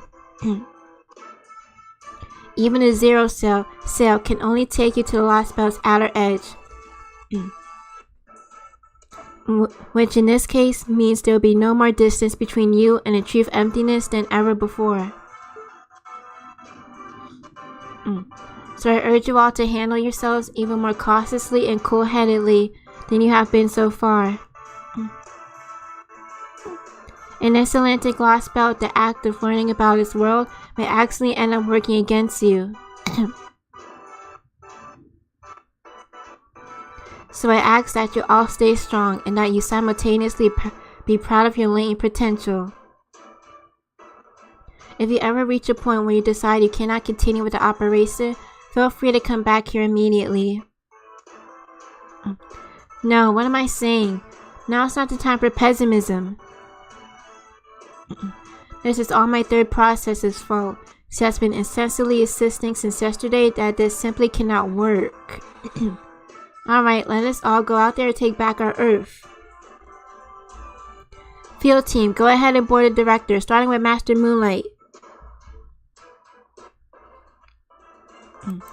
Once I have confirmed that all of your vitals are green, you are to untether the Nautilus from reality. From there, you will execute a zero sail, and its operation will commence in earnest.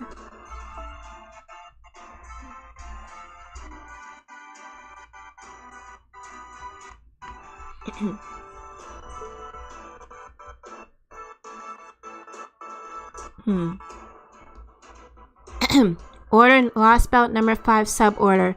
Those who cross the Sea of Stars. Alright, let's go. Make sure you give it everything you have, and I look forward to your safe return.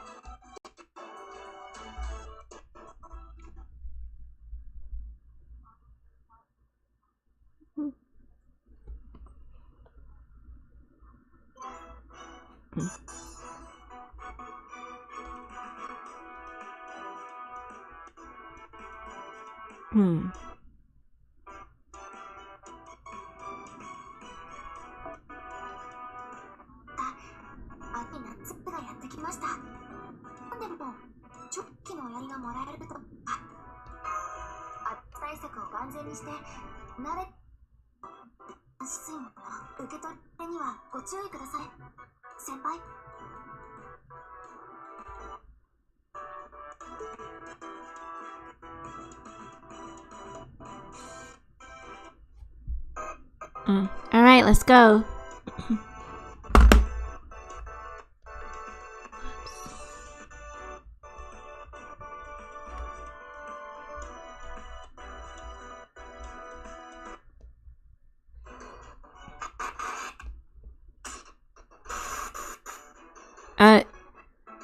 It looks like this is as far as I can go. I'm sorry, Dayon. Samson? No, Samson?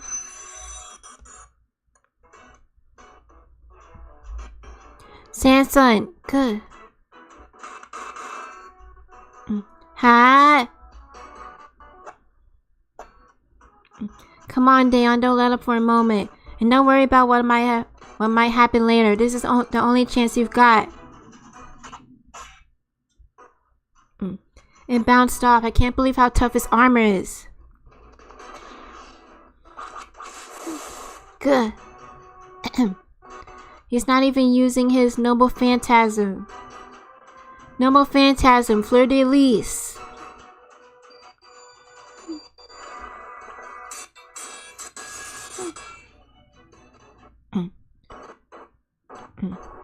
Dayon, your Noble Phantasm's kinda useless. I see. A series of strikes made in tandem with the lily-based illusion. And didn't even scratch him. What a joke.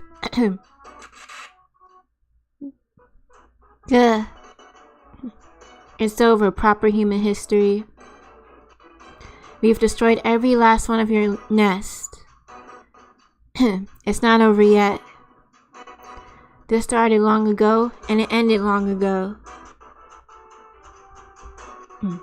Ah, you mean them? The Olympus alter ego will deal with them. Did you think this would all be over once they arrived? There is no path forward for you. Any future may have had is gone.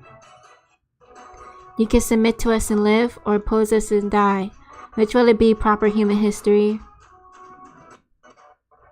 We will never submit. I see you. Then death it is.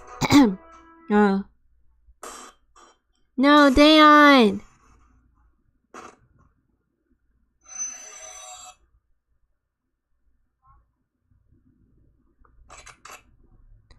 We found the ley line, sir. Good, this is the last one. Once we have used it to summon a servant, causing it to go dormant, we will destroy it completely. Our enemies should have known better than to give us time to prepare for their arrival. Now we will ensure that they have no chance whatsoever of defeating us. Without a catalyst, the only sort of heroic spirit that can be summoned here will be one drawn to this place by sheer coincidence. but make sure you stand back all the same. You may end up summoning a berserker after all. Yes, sir.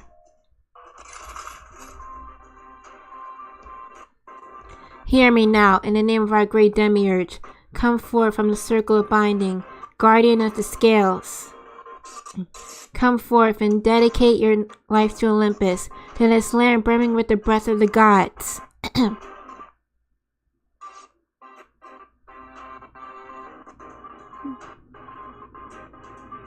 Where am I? Wait, who am I?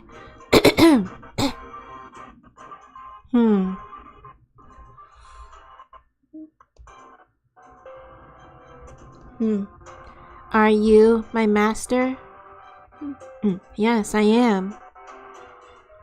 From here on, you will dedicate your body, your life, and your skills to Olympus, down to your very last drop of blood. And it's through this servitude that your life will have meaning. What do you mean by that? If this is beyond your comprehension, then your only task is to die. This steely man spoke quietly, but his words carried an unmistakable fury.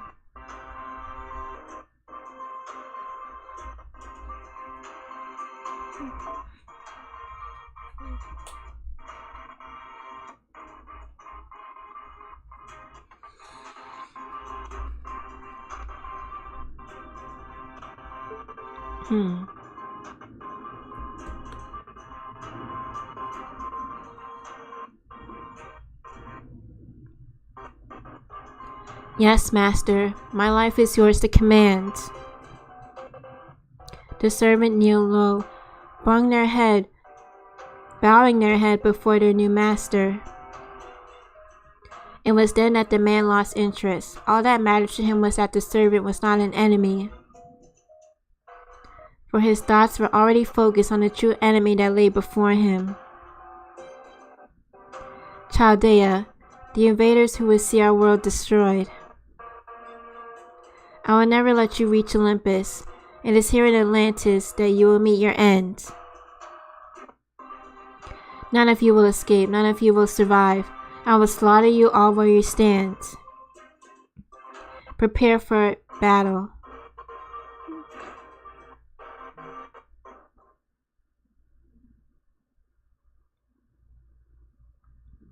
Meanwhile, a man and a woman watch as a certain sea craft makes its way across the ocean. Oh, who is it? Are they serious? Who is it?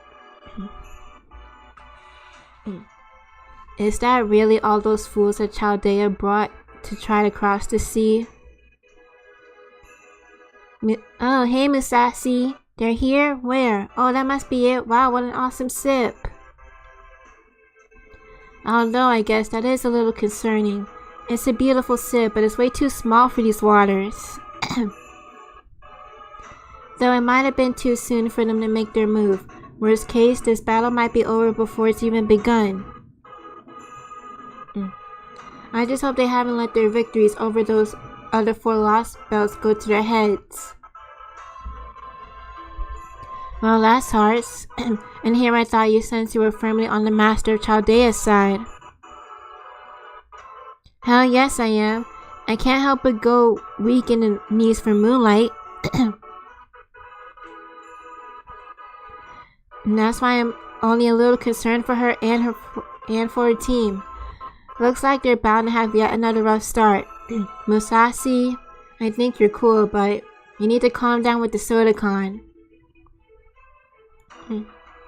You find that a happy turn of events? Even now, I still cannot fathom how your mind works. Is it because of your love for dire predicaments? I swear you're far more berserker than Saber. Well, of course I'm going to smile about this. I'm genuinely thrilled that they made it here. How about you? Did you not expect Chaldea to show up here now? Well, I hadn't ruled it out. How unfortunate that this is the worst possible scenario for them. At last, I'll finally get to see them lose. Well, you sound happy, though you certainly don't look it.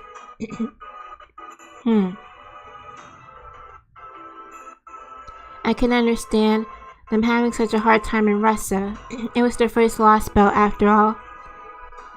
I can accept their pathetic sowing in Scandinavia, as that was a world too kind for its own good.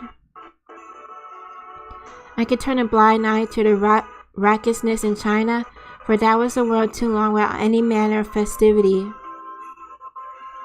And I can concede they had a right to be so self-righteous in India, for that was a clear-cut case of good and evil. No doubt it's owing to these experiences that the Chaldeans are likely thinking something along the lines of, the Atlantic Lost Belt may be a threat, but there must be a way to overcome it. But they would be wrong. There is no problem here that needs to be solved. None. This Lost Belt is already perfected and is actively moving ahead to the stage beyond proper human history. The Chaldeans should have come here with the intention of defeating this Lost Belt. And they especially shouldn't be trying to learn more about it. What are you trying to say? I'm saying that concerning this Lost Belt, with any intention other than its complete and utter annihilation, is a terrible mistake.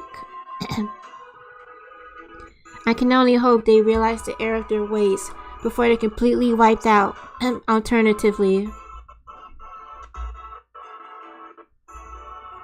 well, no matter. I have my own work to do. How about you? If you like, I could take you to their ship right now. Oh, no thanks, I'm good. I'm just gonna go ahead and wait for them at the enemy's main base.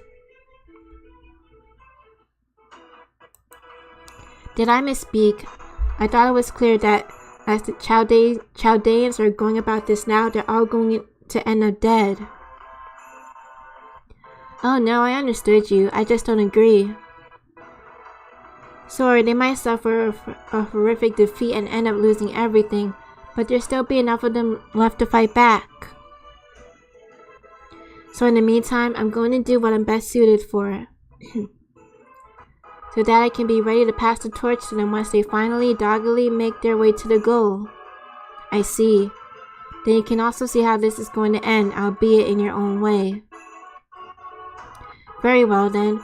Go on ahead to Olympus. If nothing else, the Chaldeans should make an excellent decoy.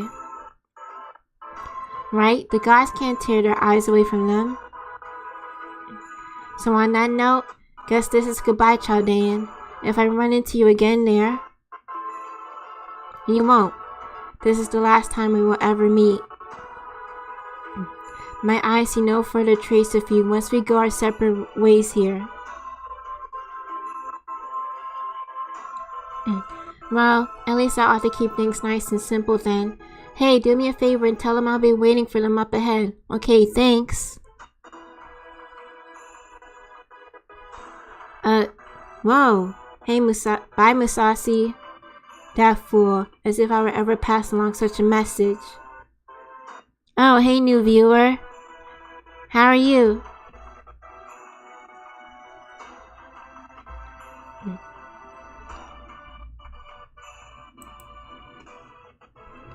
That aside, I never would have thought she would have made the trek to Olympus via consecutive drifting. She truly is her own personal race-safe device. Unfortunately, Chaldea, the same cannot be said of the rest of you. The insurmountable iron wall that is the fleet of Olympus will rain sauce upon you like a meteor shower before you can even see them coming. And even if you somehow manage to get past that, you will then need to face the Nihilist god of the sea. What, Poseidon? Do you truly understand your position here, Moonlight? Who are you? You have no time to spare to learn about this Lost Belt. The moment you attempt to do so or get to know its cryptor will be the moment your journey comes to an end.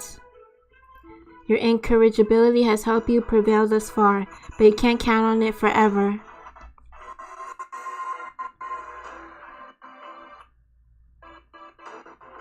The Nautilus continues to make its way across the sea. After confronting, overcoming, and emerging triumphant against 4 lost belts, its crew prepares to face the 5th, and most formidable of all. Oof, after 2 hours, jeez. Lost belt number 5, Lost belt Depth A.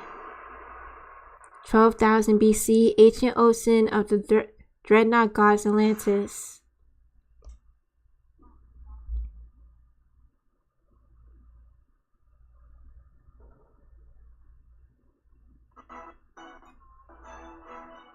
Oof.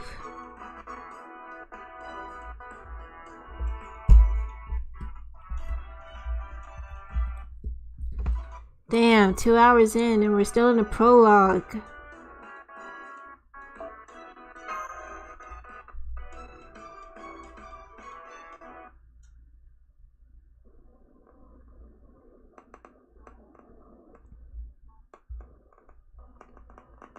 Ellipses. More ellipses. Even more ellipses. Damn, you could cut the tension in here with a knife. This is finally it, Master. Yeah.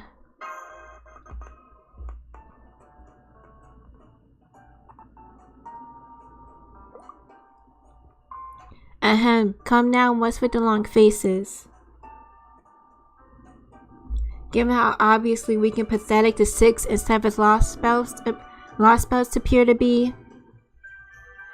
this is shaping up to be our decisive battle. Whatever you say, Gorodolf.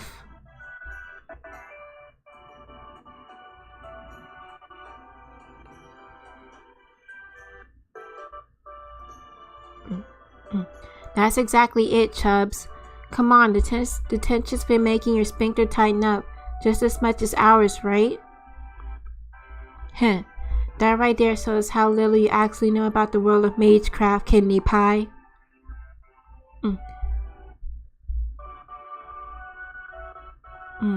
I'll have you know the tension I'm experiencing right now is nothing like all of yours.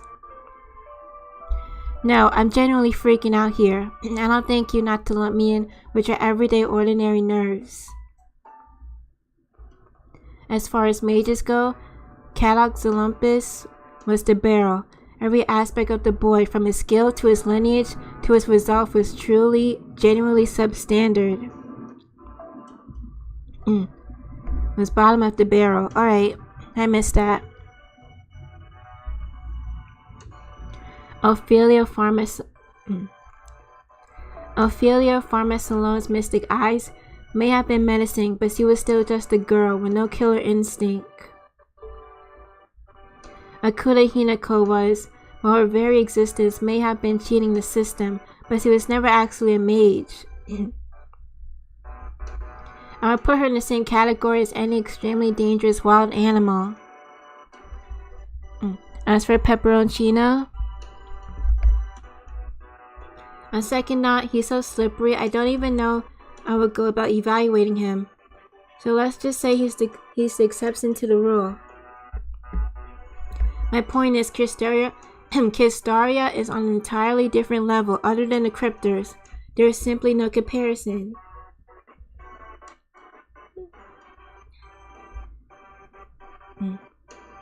Oh, does that mean you've met him before? Perhaps at the Mages Association? Oh, please. Well, technically, I suppose we do both come from equally distinguished families, but never mind that. Listen, the clock tower is where true geniuses come to gather. There, even mages with talents well beyond average are considered to be strictly ordinary. As such, simply being able to stand out there marks you as someone capable of changing the very world. Kristaria Wodheim has been acclaimed as one of the brightest stars by the elite aristocrats of the Bartholomew faction, as well as the Democrats of the Trambellio faction, and even the staunch neutralists of the Melistea faction alike. Despite their differences, they all had equally high hopes that he would be the one to rebuild this world's deteriorating foundation of magecraft. Jeez. They even thought he might have gone on to found a 13th department of study at the clock tower if he hadn't decided to join Chaldea. Really? I had no idea Chris Dario was so highly regarded in London. No surprise. And yet, you never met him yourself, huh, Gordy? Of course not. I was always cautious about who I reached out to there after all. And Curstaria received no end of support from all the other successors to nobility. Young men who were obligated to carry on their family names. You see, anyone from a mage family, no matter how prestigious, would never dare disobey their father. For them, their fathers, some of whom are genuine monsters who have been alive for hundreds of years, are the most terrifying beings in existence. And yet, even in the face of these wicked old foxes from the previous era of magecraft, Cristario is never afraid to speak his mind openly.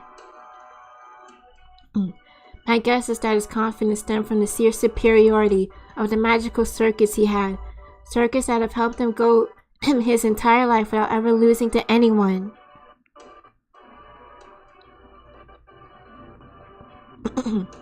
He always carried himself as though he were a king, as though he had been chosen by the gods. He was both confident and idealistic, yet distinctly humane despite being both cool-headed and ruthless. He set the top records in all sorts of fields at the clock tower, many of which remain unbroken to this day.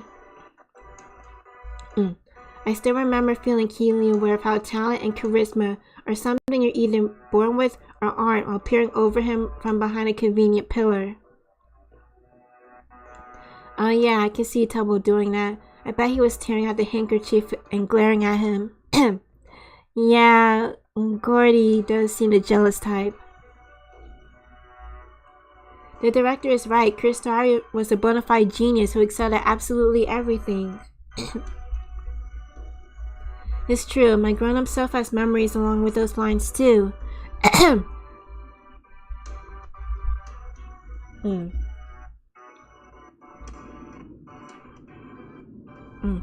And they're telling me that while it was definitely an unparalleled genius in every human endeavor under the sun, Chris Dario was an indomitable genius when it came to magecraft.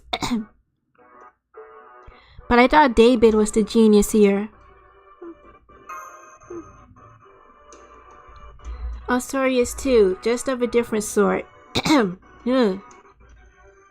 Again, these memories belong to my previous self who interacted with Team A, so I can't fully vouch for them. But I say that Dave is the type who could make the impossible possible, while Crystari is the type who can master anything we know can be done. Oh, I see. So while it's not like one type is necessarily better than the other, when it comes to being a leader, I have to say being able to put together a foolproof plan like Cristario was the way to go. Nonetheless, the fact remains that they are both peerless geniuses. I can't say I relish the thought of opposing either one of them. You can say that again. Maybe if we're lucky, they'll underestimate us and let down their guard. Oh, jeez.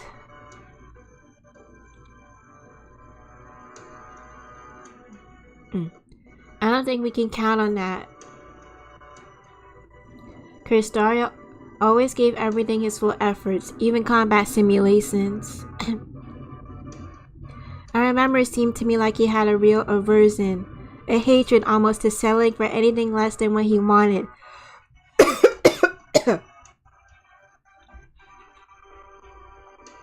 Oh, jeez. A genius who refuses to take the easy way out. Perhaps this means he was actually just a hard worker. No, I wouldn't say that. According to Chaldea's records, Kristaria lived a perfectly ordinary life during his time there. If anything, Kadok worked way harder than he did. He spent dozens of hours training for every one of Kristaria's. Oh. Anyway, that's pretty much all we have to go on. So I think that's enough Kristaria speculation. We may not know exactly what we're up against, but whatever they throw at us, we'll be ready. We've used every last bit of the magical energy resources we've accumulated to get to this point. Now, thanks to the Nautilus acting as the saddle border's outer layer, crossing the ocean is a proverbial walk in the park. Okay, sweet. Not that this even comes close to what the Nautilus can really do. I understand your disappointment, but I'm afraid the saddle border's safety is of paramount importance. Quite so. With these manifold boundless field spells, the new engine that lets us use magical energy to propel ourselves through the water at high speeds, and the Aeronax Phantasm serving as our naval ram, we should be able to cross bodies of magma if we're so inclined.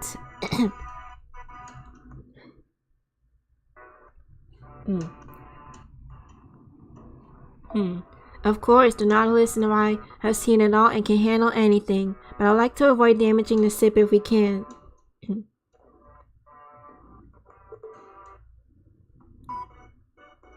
Hello, hello, this is Sion. I'm reading you loud and clear. I made sure you all have as much food and drink as the border can possibly carry. This is without exaggerating the best we are able to do at this point. If we fail with all of this going on for us, I'll never be able to look you all in the eyes again. Oh, not to worry. If we do fail here, at least we won't have to concern ourselves with next year's budget.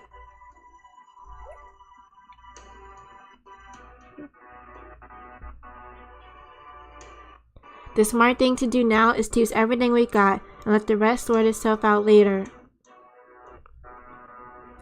Ooh. I do hope we can find a ley line and summon more servants soon.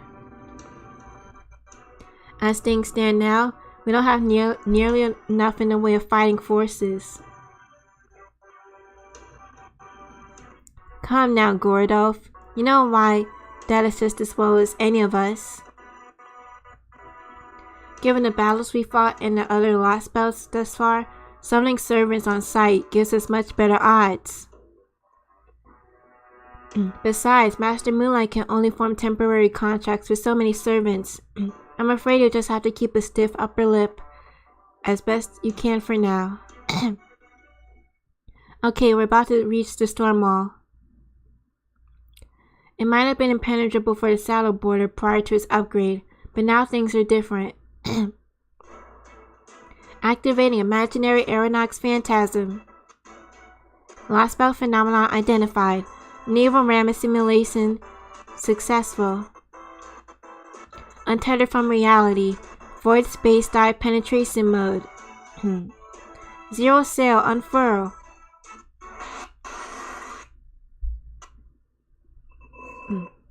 Whoa.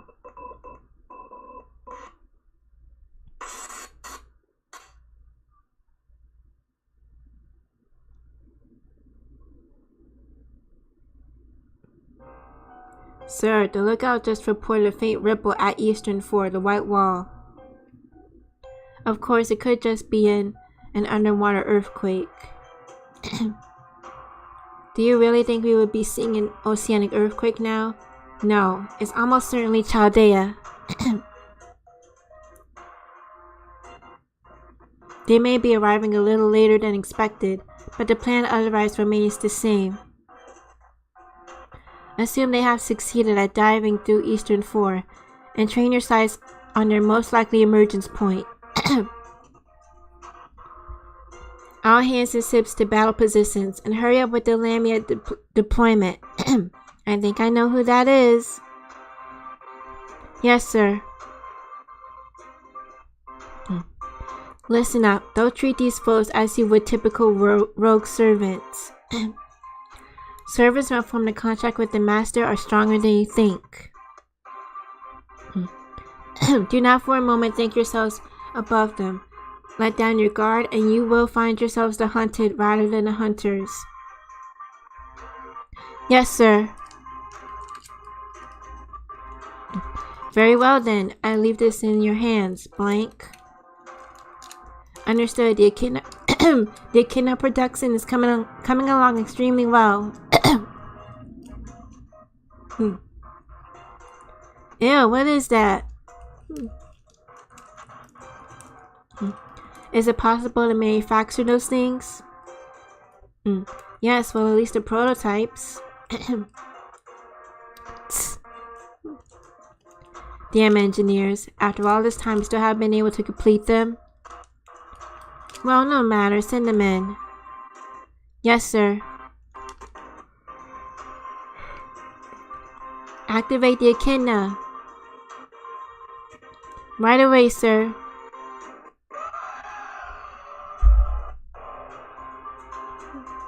A creature that spits out monsters, despite of the tremendous pain it causes. It is indeed the mother of life. This set of all manner of applications. Come on, move it. Go, go, go. Hoist the beam sails. Head for target coordinates. Full speed ahead. The third fleet has arrived at target coordinates. Lamias are now ready to deploy. Your orders, sir. Take them out.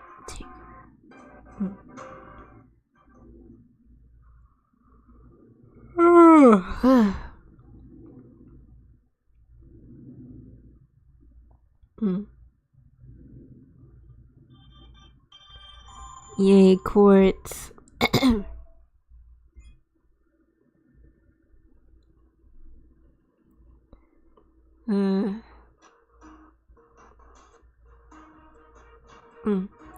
Okay, here we are. Whoa. A tall tree of emptiness.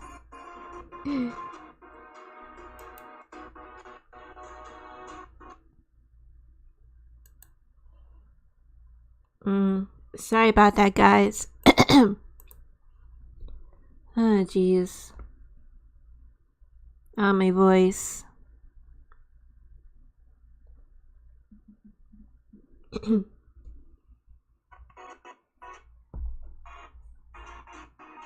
Oh, man.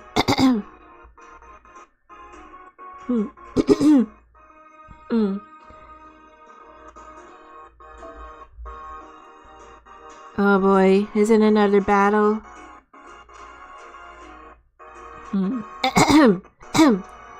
Ah, jeez, I keep going.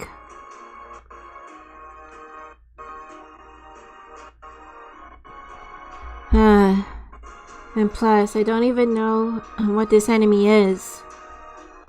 Well, don't worry. I'm gonna use a class guide.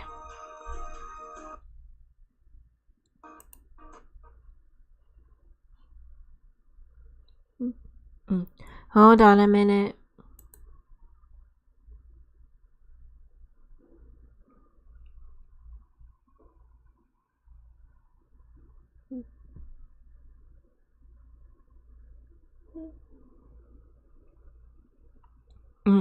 Hold on a minute. Let's see.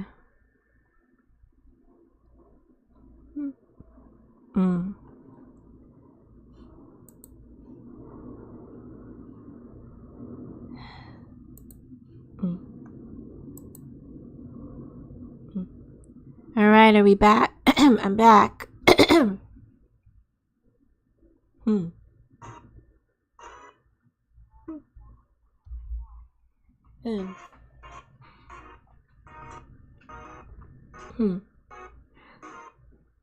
Oh, at least I get a pure prism after this battle.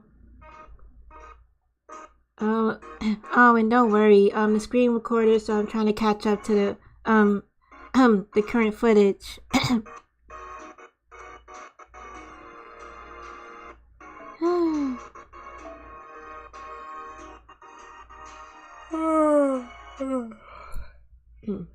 Section 1. Crisis after crisis.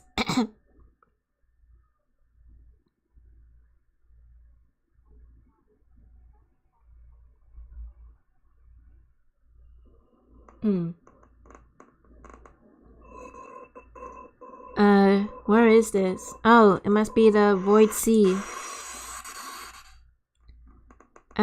No, I didn't mean to. Damn it.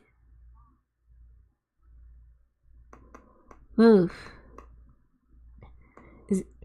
Zero sail complete. Returning to reality space now.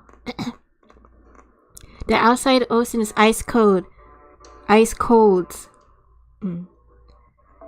I hate to say it after we just arrived, but we've already got our own work cut out for us. All hands, let's keep a tighter grip on the situation than the blue ring octopus does on its prey.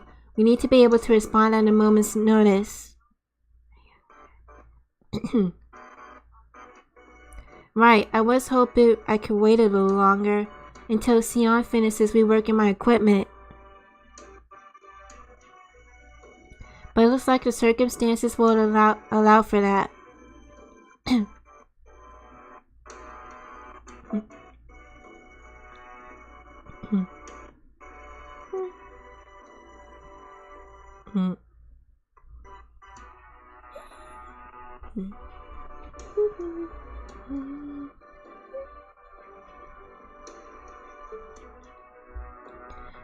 Nope, our future is always just hanging on by a thread.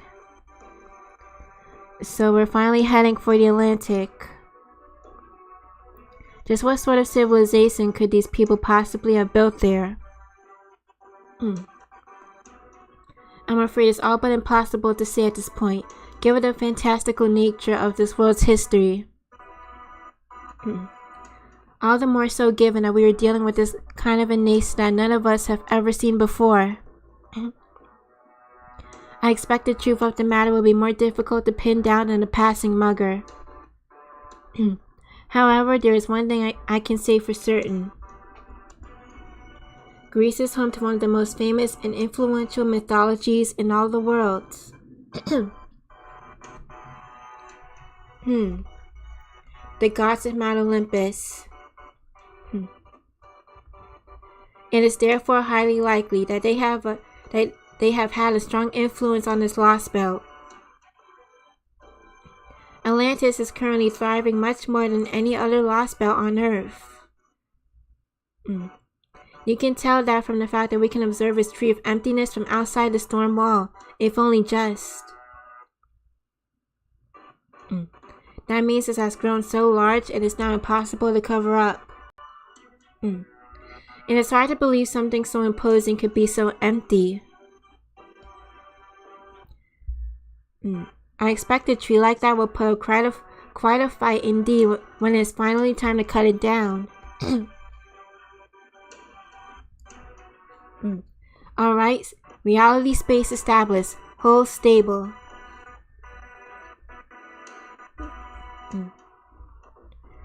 We'll start to emerge once we've confirmed there are no hostiles nearby. Uh-oh, warning, warning, danger. Hostiles detected, abort surfacing. Damn it, I can't believe how sharp their eyes are. Not only have they already seen us, they're headed straight for us. What? You mean we're already under attack? What in the world are you doing, Captain? They were waiting for us. They must have pinpointed our location in the time it took us to establish reality space after the zero sale. What kind of observational equipment are they using?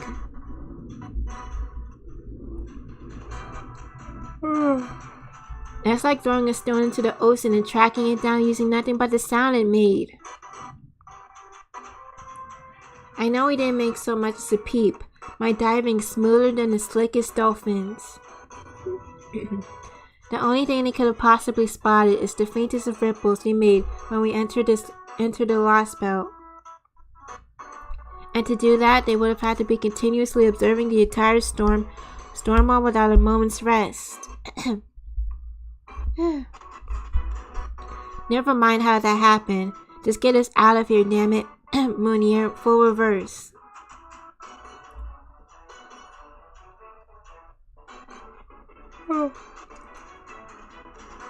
Wait, don't take any evasive maneuvers just yet.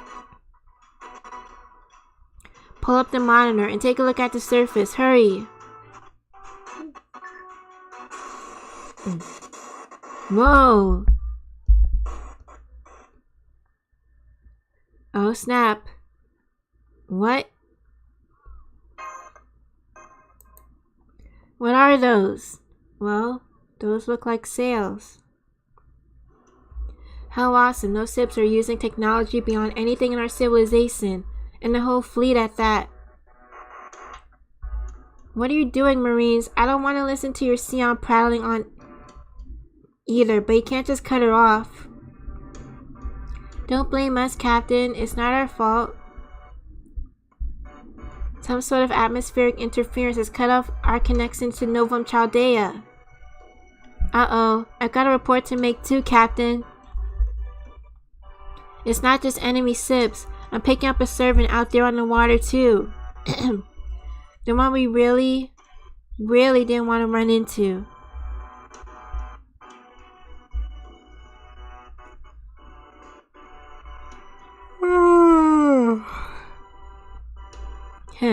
About time you Chaldean cretins got here. Now I'm gonna murder the absolute shit out of you for making me wait all this time. Oh, hey, Canis.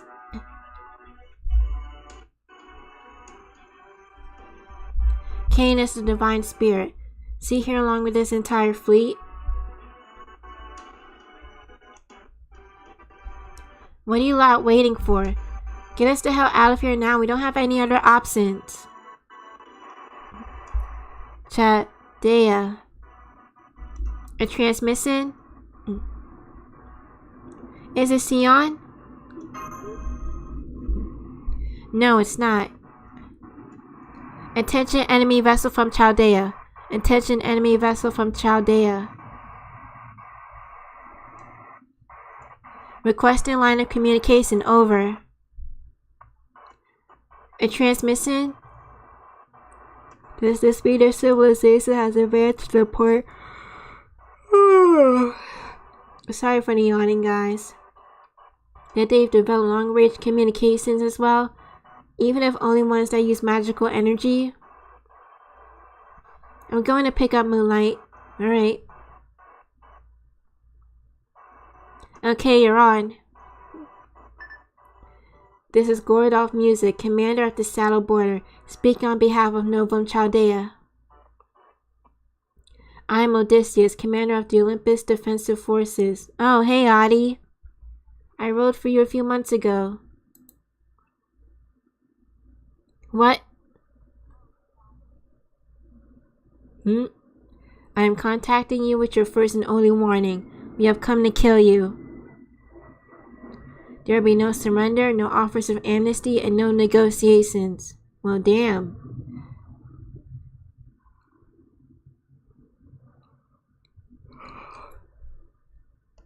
We will not stop until we have confirmed that every last one of you is dead. The pressure is so intense you can't even get a word out.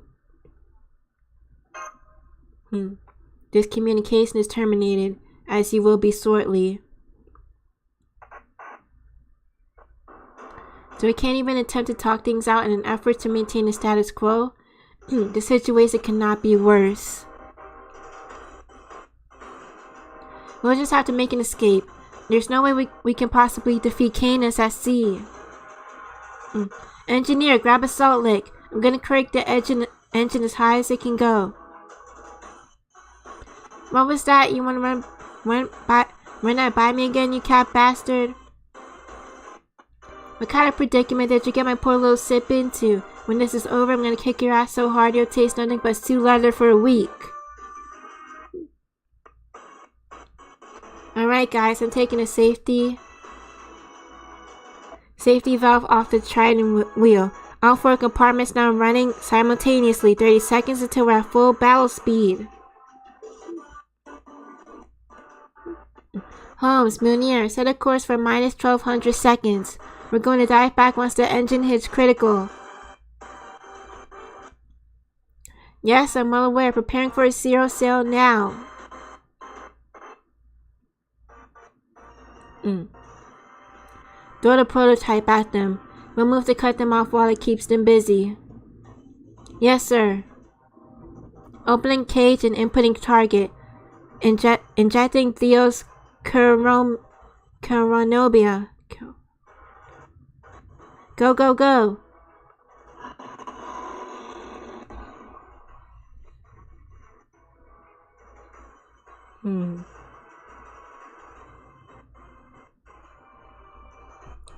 It's still not enough. Oh, excuse me. Kindness, you go too. You don't gotta tell me. No way I'm letting them get away. I'm gonna make them all wish they have never been born. Especially that little runt.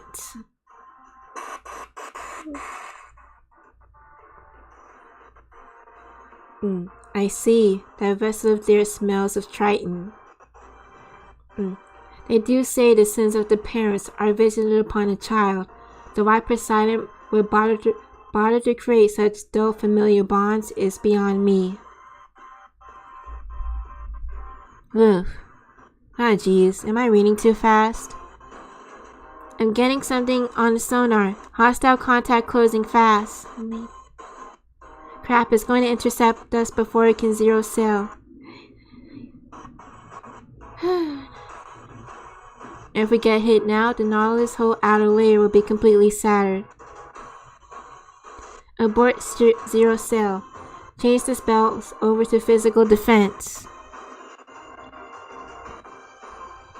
Da Vinci, give me an escape route. Our only hope is to smash through this dragnet. What about us, Captain? You head out with mass and hold back that servant on the surface. Alright. If kindness makes it inside the ship, we'll all be well and truly done for.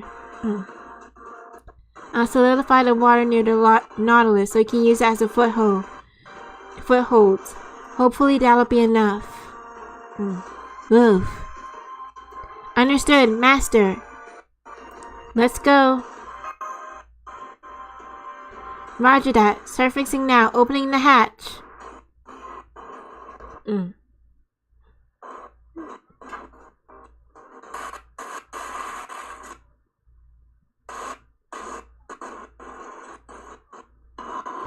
Yo, what is that? Looks like a Cerberus. What the hell is that? It's a completely new type of enemy. It doesn't match anything in our records.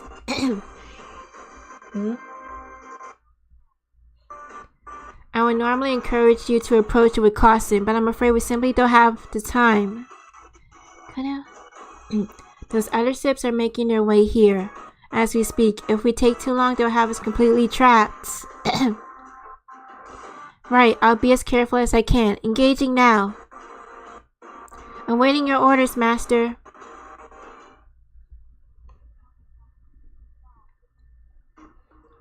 Ugh, finally. Our first battle. In a lost belt.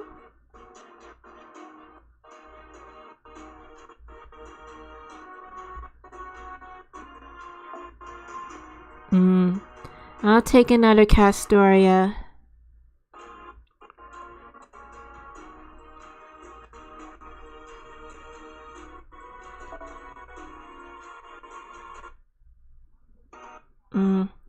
I'm thinking about using a simple strategy. If we're facing Canis, maybe I should use a saber. Saber!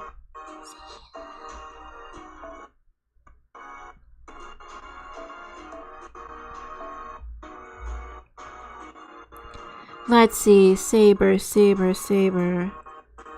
I could use Nero, but how about someone more fun? Bingo. And as an added bonus, I'll take out Nero Bride.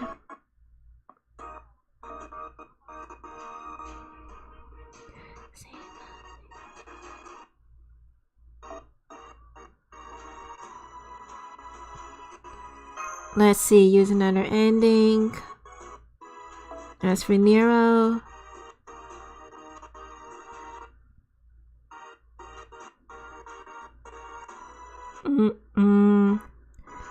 okay, Nero Bride, you take this.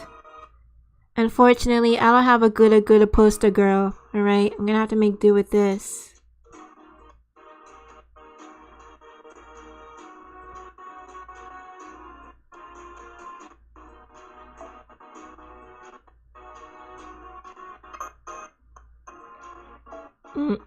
So I keep my Merlin there.